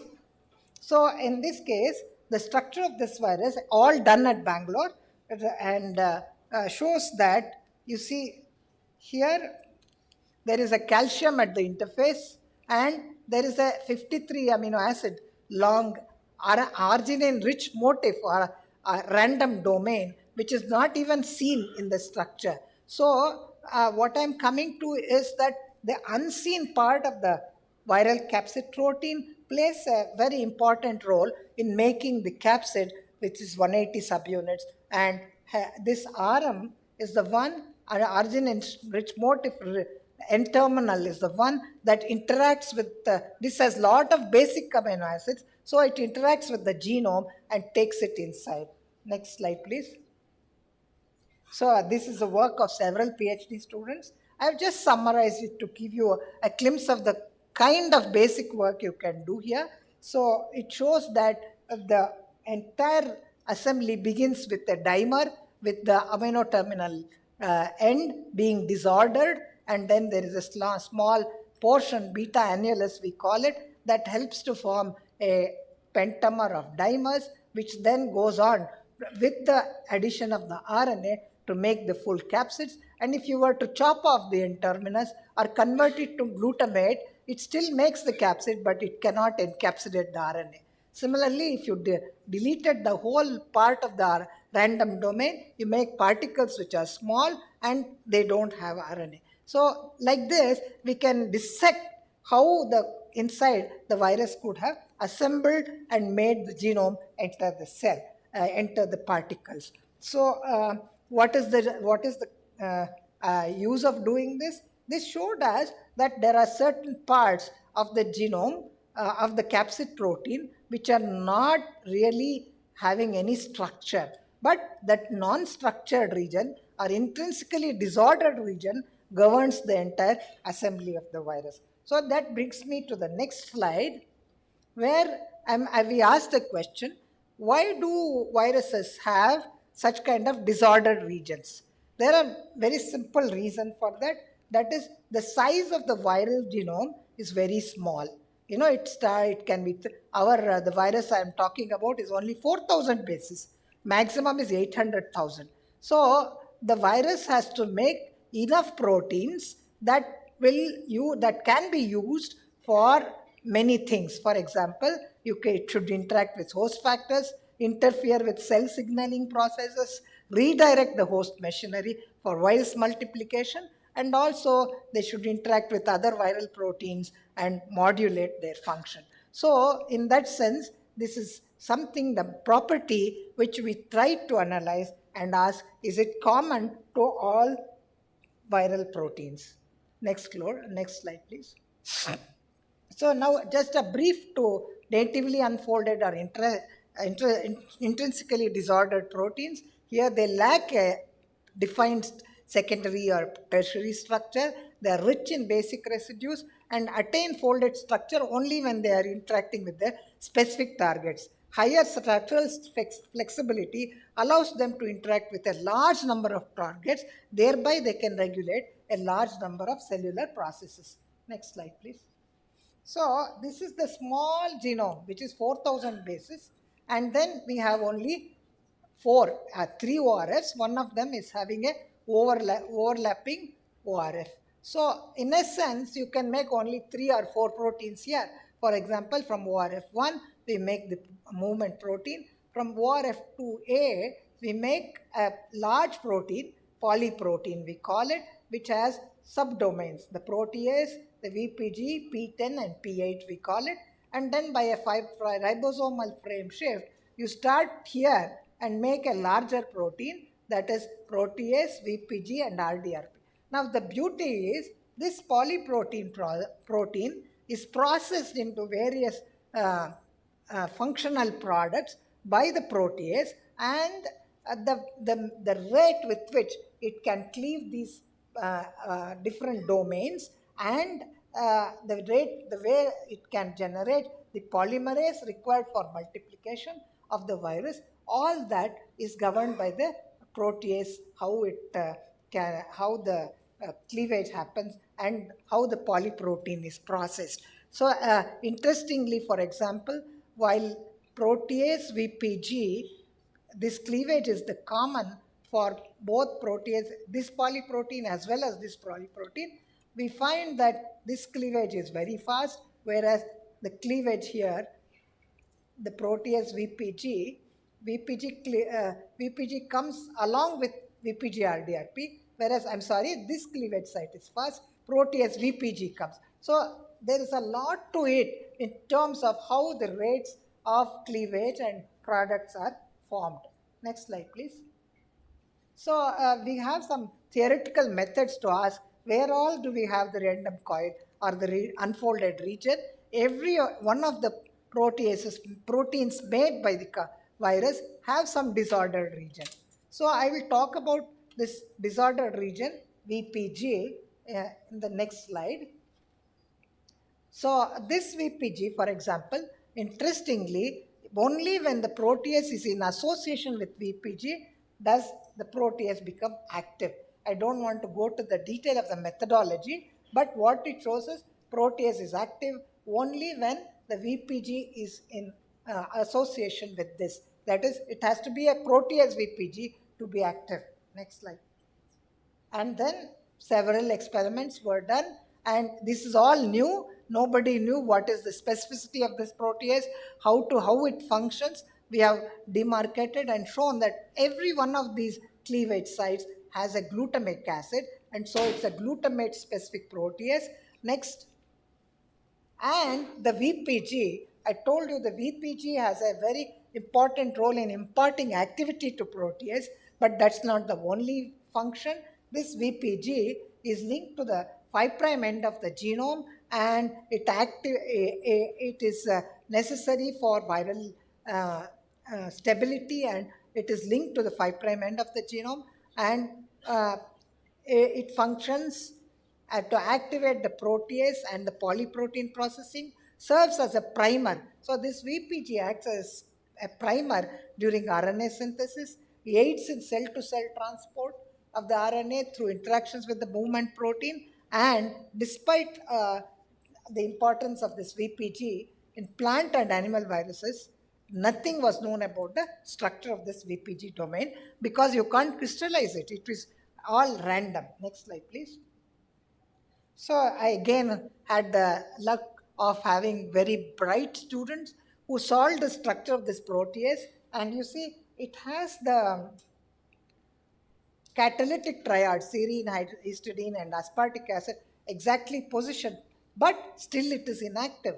But when we solve the structure of NMR structure of the protease VPG, it is clear that we have these surface exposed aromatic residues with which the random unfolded protein of VPG stacks itself and now gets folded. So here is the beauty that something which was intrinsically disordered assumes a certain structure depending on the partner. Here it is VPG, but I'm sure the structure of this VPG when it interacts with the polymerase will be much different. Next slide. So that is one aspect which I showed you, that viruses have used a very interesting strategy of using the disordered region of a protein to generate several functions. The VPG has several functions. Now I move on to another virus which is now not spherical, but it's a rod-shaped virus. Again, Anindya and Ravi from my lab established that it's a new species in the Potiviridae family. Next slide. So here the genome again has a VPG. Sorry, what did I do? Okay, yeah. VPG at the 5' end. So it acts as a primer. And then this is the VPG begins here. The VPG is also bind to the negative RNA, and then you make the negative strand, and again a covalent link happens. I don't want to go into the detail of that. But when this positive sense RNA gets translated again into a polyprotein which is very large, 3000 amino acids in length, again it is converted into many functional products by the protease that is encoded. This is the NIA protease, and VPG now you see is at the N-terminal part, not the C-terminal, but it is governing an important role in making all the mature products. Next slide, please. So again, we went after this protein which has absolutely no structure. This is the protease, and this is having a long unfolded structure. We call it protein in a twilight zone. Next slide, please. two of other my students, Chavi and Pallavi, they really worked the way the VPG interacts with this protease. And again, there is a serine here at the surface and a tryptophan via the interaction. This is what blue is shown. There is a communication from the surface to the active site cysteine. This is a cysteine protease. And now if it interacts with VPG, there is activation and the protease is rendered more active. Now, I would like to bring another interesting property of this disordered region. Increase in protease activity is one which we had found with the other virus also, but here the VPG upon interaction gains another function. Next slide, please. So this had the characteristic signatures required for an ATP binding, Walker A and B motif, but nothing was known. We showed for the first time that fusion protein with protease. Next slide, please. Now, that is the story with regard to VPG. I want to now talk to you about a more, the potiviral protein that I discussed today is again a very economically very important virus. And now on the application part, I'll talk to you in a little while. But this is a TOSPO virus that infects several states and several crops. So economically very, very important. This is a vector, thrips, that transmits the disease. Next slide, please. Now, I want to focus on two proteins that this virus makes. This is called the NSS.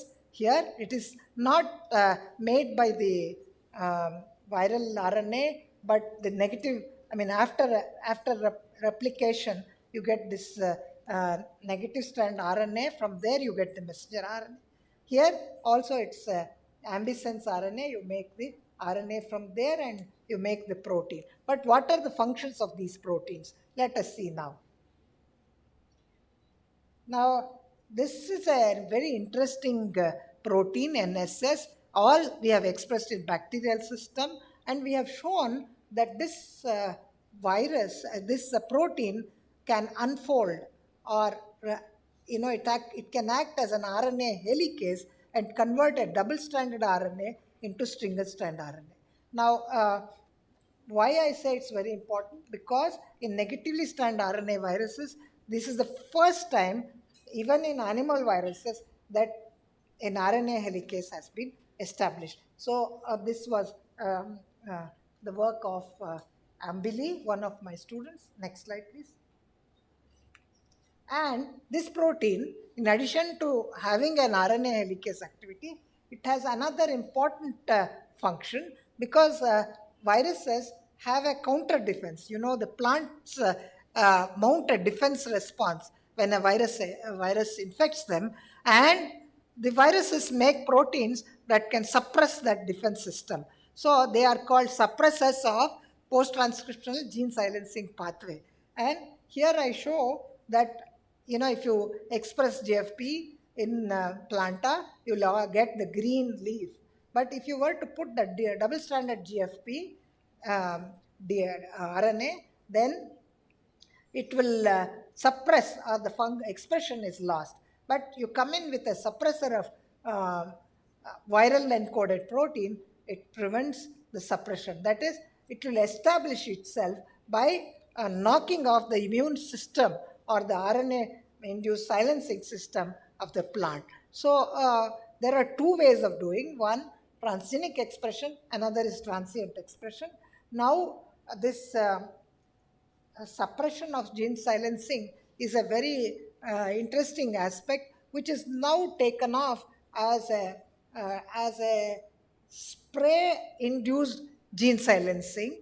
So you can take any gene and make the double-stranded RNA and put it in a nano carrier or a nano coat and spray it on plants. Then you can prevent the expression of any gene of interest. In this way, they have made coffee with less caffeine. They have made gluten-free or slightly reduced gluten in wheat, and several other biotechnological applications. These are all the beginnings of the use of RNA interference.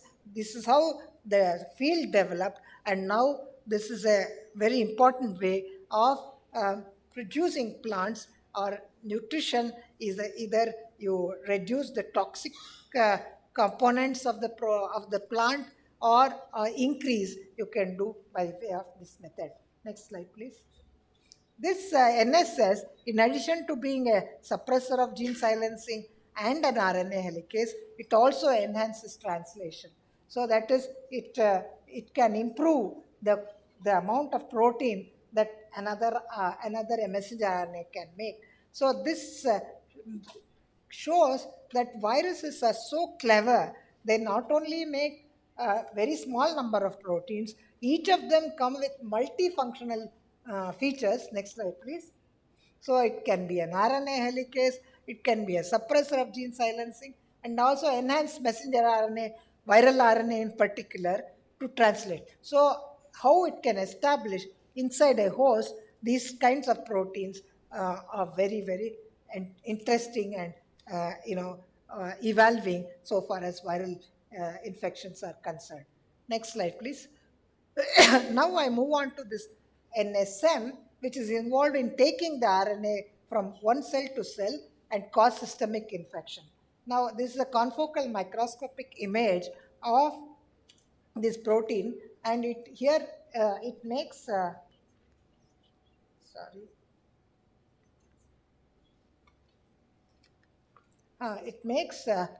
punctates. It is only on the ER membrane that it goes and sits when it is originally there. But if you were to remove the C-terminal coil domain in this, it goes inside into this cell, and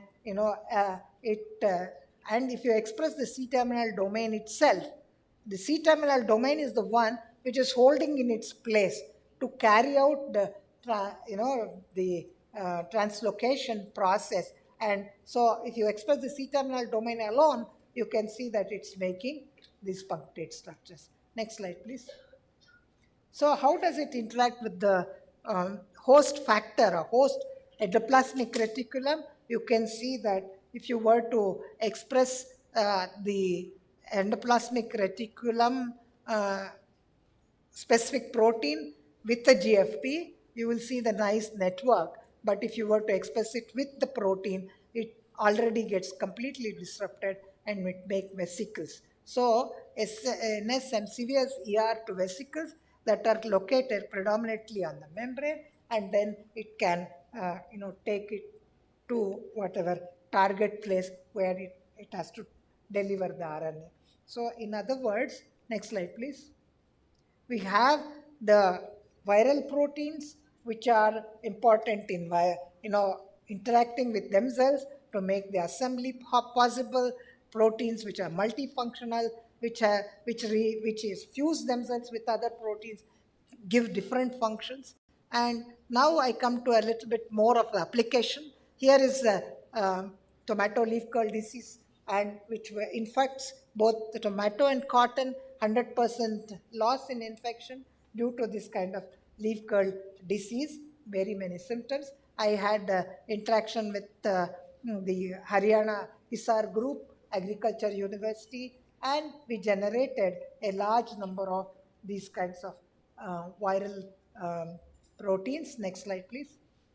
So again, by the fortune of having good students, Purnima is one of them who worked on this virus, and Kirti and Debojit, we were determined the complete genome sequence of this is the DNA virus of this virus, and it has only this. This is only a 2000 bases long single-stranded DNA, and it has an overlapping sequence of a protein called AV2 and coat protein. So after systematic comparison of the genome of this virus with various other viruses that are reported, we decided that we will make an antisense AV2 gene, and that through agrobacterium we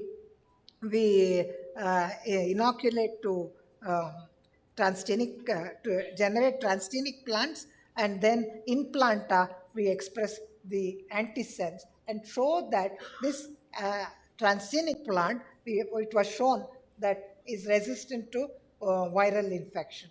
However, nowadays there is a lot of resistance to use of transgenic plants of this kind. So as I mentioned in between, now it's more to do with use of spray-induced gene silencing methods to knock off or improve the quality of products that are to come in plants. Next slide, please. So we also harped a little bit on early detection, which are important for suitable control measures. So ELISA, dot plot, and RT-PCR methods were developed for many of the important plant viruses in our country. Next slide, please. So then this is the last part of my journey, where what we did was to fluorescently label this virus and then show that this can enter mammalian cells, cancer cells, and then we identified a loop in the capsid protein and introduced the B domain. This is a foreign domain which can interact with antibodies. So what we did, we took this chimeric virus-like particle, incubated with, for example, any antibody that should enter a cell, and showed that you can deliver these antibodies. In fact, all the therapy that you have in hand now for cancer chemotherapy, they are all against surface receptors. But here is a method where you can direct an antibody to an intracellular protein, and then you may be able to knock off the function. So this was a very interesting way that we demonstrated that viruses can also be used as nano carriers for any protein of or any domain of choice if you want to deliver them inside cells. Next slide, please. So I would like to conclude by saying that architecture, genome organization, expression of each virus is unique, and the viral proteins are multifunctional. Understanding their structure and function is an exciting area of research, and therefore I have always enjoyed working with proteins, just like many people here who work only on proteins. So thank you all for your patient hearing. I really went fast because we were running out of time. I hope I did convey the message that I wanted to. Thank you.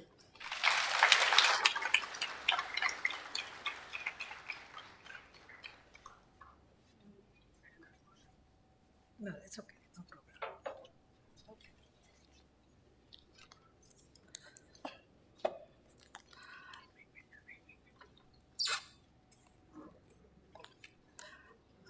Thank you, ma'am.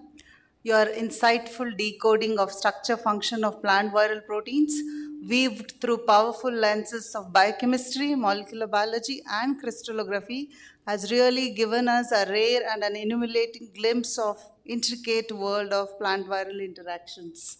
Thank you so much. Your contributions not only push the boundaries of fundamental science, but also demonstrate a profound potential in solving real-world challenges in development of viral rapid diagnostic kits, genetically modified virus-resistant plants, and also virus-based nanocarriers. We are truly privileged to have heard from one of the most distinguished minds in the plant virology today. And I'm deeply honored and proud to be a part of your journey. Thank you so much, ma'am. As a token of our gratitude and respect, we kindly request our esteemed guest to accept a felicitation. May I now request a director to kindly do the honors, and I once again request Dr. Giridhar to kindly join. Please, sir. I request Professor Prakash, Dr. Prakash to please join.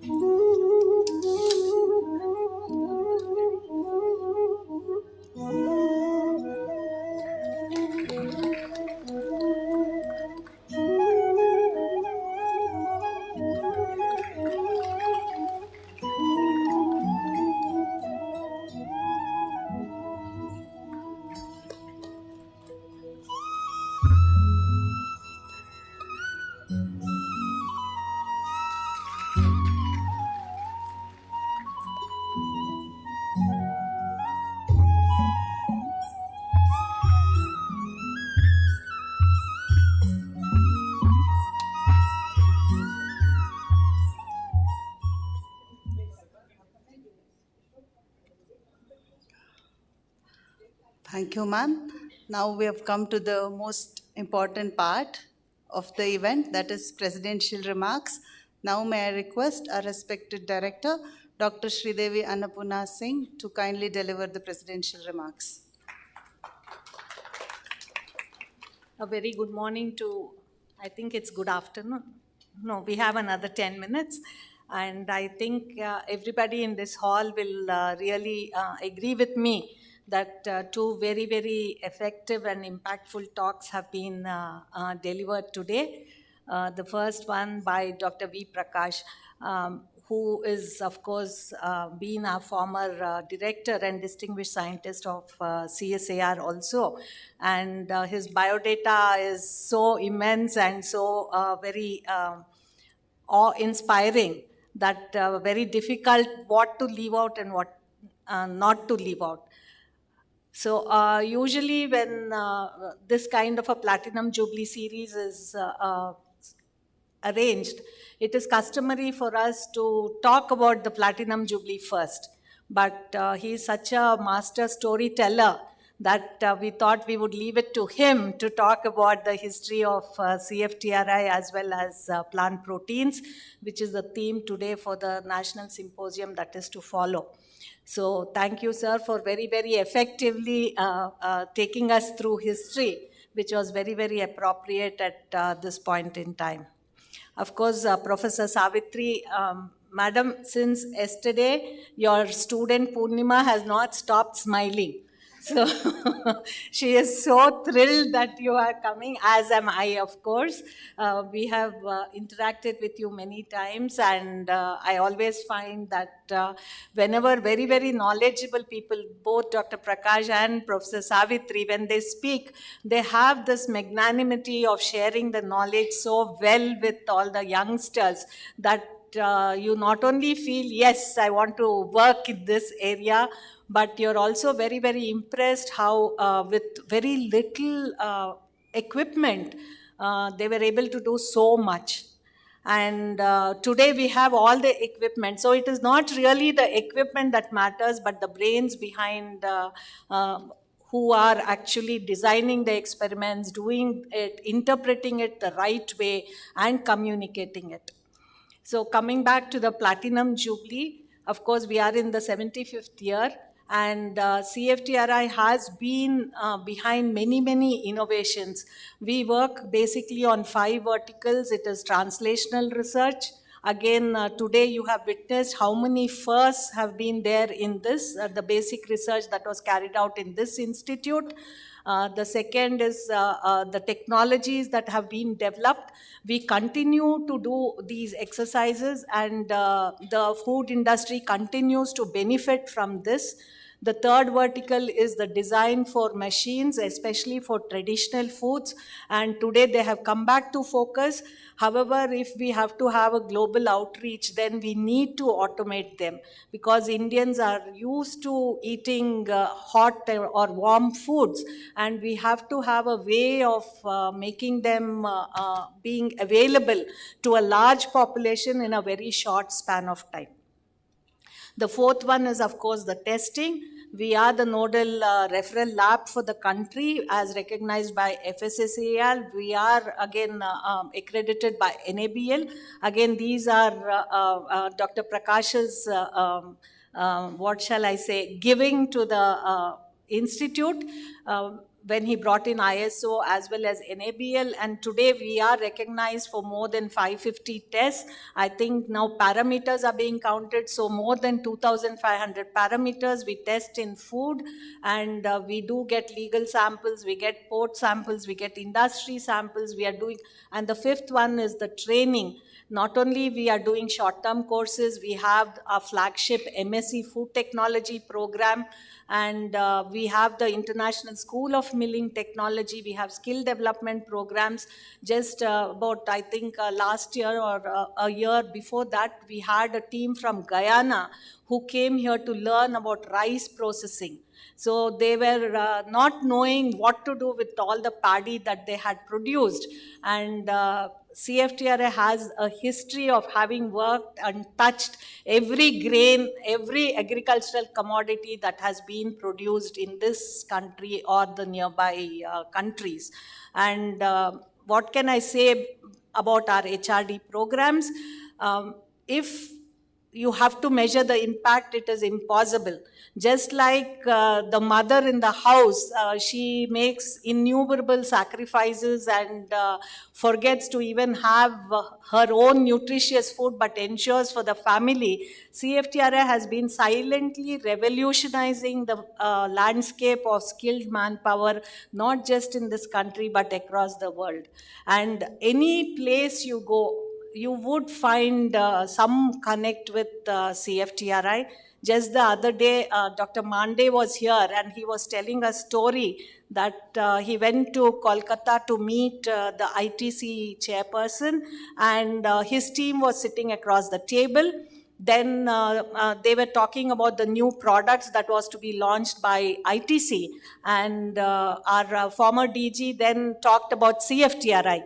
And suddenly he heard a lot of giggling.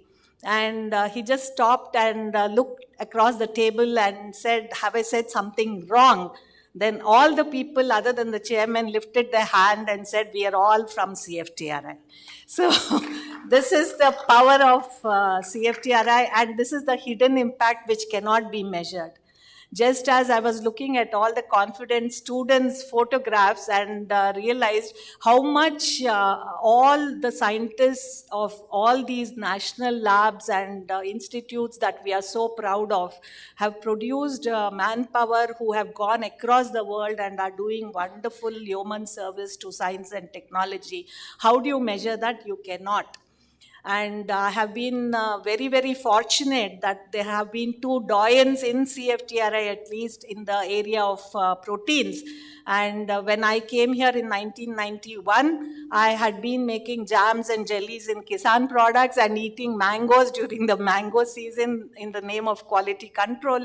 But when I came here, I had to actually purify proteins and characterize them and really understand all about it. And there were these wonderful teachers, Dr. Apurao and Dr. Prakash, who did not ridicule at the lack of knowledge I had, but actually paved the way for me to go forward and to understand this fascinating world, for which I ever remain thankful. This institute has given each one of us, both my husband and me included, livelihood. We have a family life. We have, just grown with it with time. And if I just blink once, I feel that 35 years have just gone by. It has been a very, very happy place for all of us. But we also need to, like Dr. Prakash said, it should be our endeavor to give matter more to CFTRI. And that is very, very important. I have always believed, since the day I became director, I was actually in shock. I have seen all these wonderful, wonderful visionary directors standing on the stage of CFTRI and being so eloquent in their vision and dreams about where the institute should be going, that I was a little overwhelmed thinking, can I really do justice to this job? I had been a student over here. I had cried, I had laughed, I had studied, all things, been guided, and I was not very certain. But this institute made me so comfortable that I have managed to at least keep it going ahead. And that is what yesterday also, when McDonald's had preponed their launch of this Protein Plus slice, and we went to Mumbai, and they said it is because you come from the field of proteins. It gave me immense pride that I am being recognized for the little knowledge that I have managed to get on proteins. There is a WhatsApp message that always circulates during Teachers' Day. They show all our teachers and this student keeps climbing on their shoulders and they become visible like a ladder. Probably I am the lucky person who has become visible, but I bow to all my teachers who have really given me this knowledge. And like Dr. Prakash said, I think IASC and CFTRI have been very, very intricately linked. Our founder director, Dr. V. Subramanian, came as the planning officer first and then went on to become the founder director and started so many programs. And we continue to do those. The mandate initially was to address undernutrition and arrest post-harvest losses. And today we continue to do our attempts in solving these problems. Although at that time probably India was deficient in grain, today we are surplus. But we have also ventured into new programs like Ayush Ahar, and we have Dr. Vishwajanni here for that. She would be speaking a little, I hope, about that. And we are into AI and ML in food processing. Dr. Shastri is here. Please do guide us in that. We have our former RC chair, Dr. Rekha Singhal, and she has been guiding us. When I became newly director, she was the first RC chair. So she would also be talking about, I am sure, some novel food processing and especially with proteins. So all of this would really show us where CFTRI should be going forward with all the youngsters who are listening. But having said all this, I think a little break is required for everybody. So I will just stop talking. We will have tea and come back quickly to listen to the experts who have spoken. Today, vegetarian proteins has become very, very important, and it is known that CFTRI has worked 6 decades plus in this area. And that is why Good Food Institute came to CFTRI and asked for collaboration, and we are more than happy that we should be a part of it, because we have initiated, whether it was edible groundnut isolate that was used in Milton when India was deficient in cow's milk for children, till today when we are trying to make texturized proteins to mimic meat. And other, this one, very soon we are going to get a high moisture extruder. Already the order has been placed, thanks to the kindness of CSIR headquarters, who has sanctioned 6 crores for this. And of course, we have completed the nutritional profiling of millets, and this also will make us understand how we can make target-specific foods, and for whether it is geriatrics or convalescents or infants or children and so on. So here's wishing CFTRI many, many, many, many more platinum jubilees. I'm sure if CFTRI is there, all of us who have been working here, and I'm sure more than 25,000 people, including all the contract workers or the students and all who have passed through these doors, they all will make a difference, and all of them, their names will remain if CFTRI remains. Therefore, yes, sir, it is our endeavor that we should matter more to CFTRI and work towards it, so that CFTRI always remains at the top of its game. Thank you all.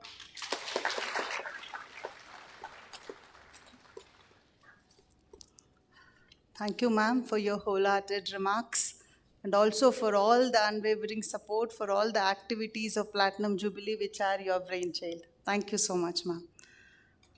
With that, we have come to the closing of this special event. I extend a heartfelt thanks to firstly to our distinguished speakers, Dr. V. Prakash and Professor S.CFTRI, and all the invited dignitaries, participants, and all of them who are present here, because your gracious presence and thoughtful contributions.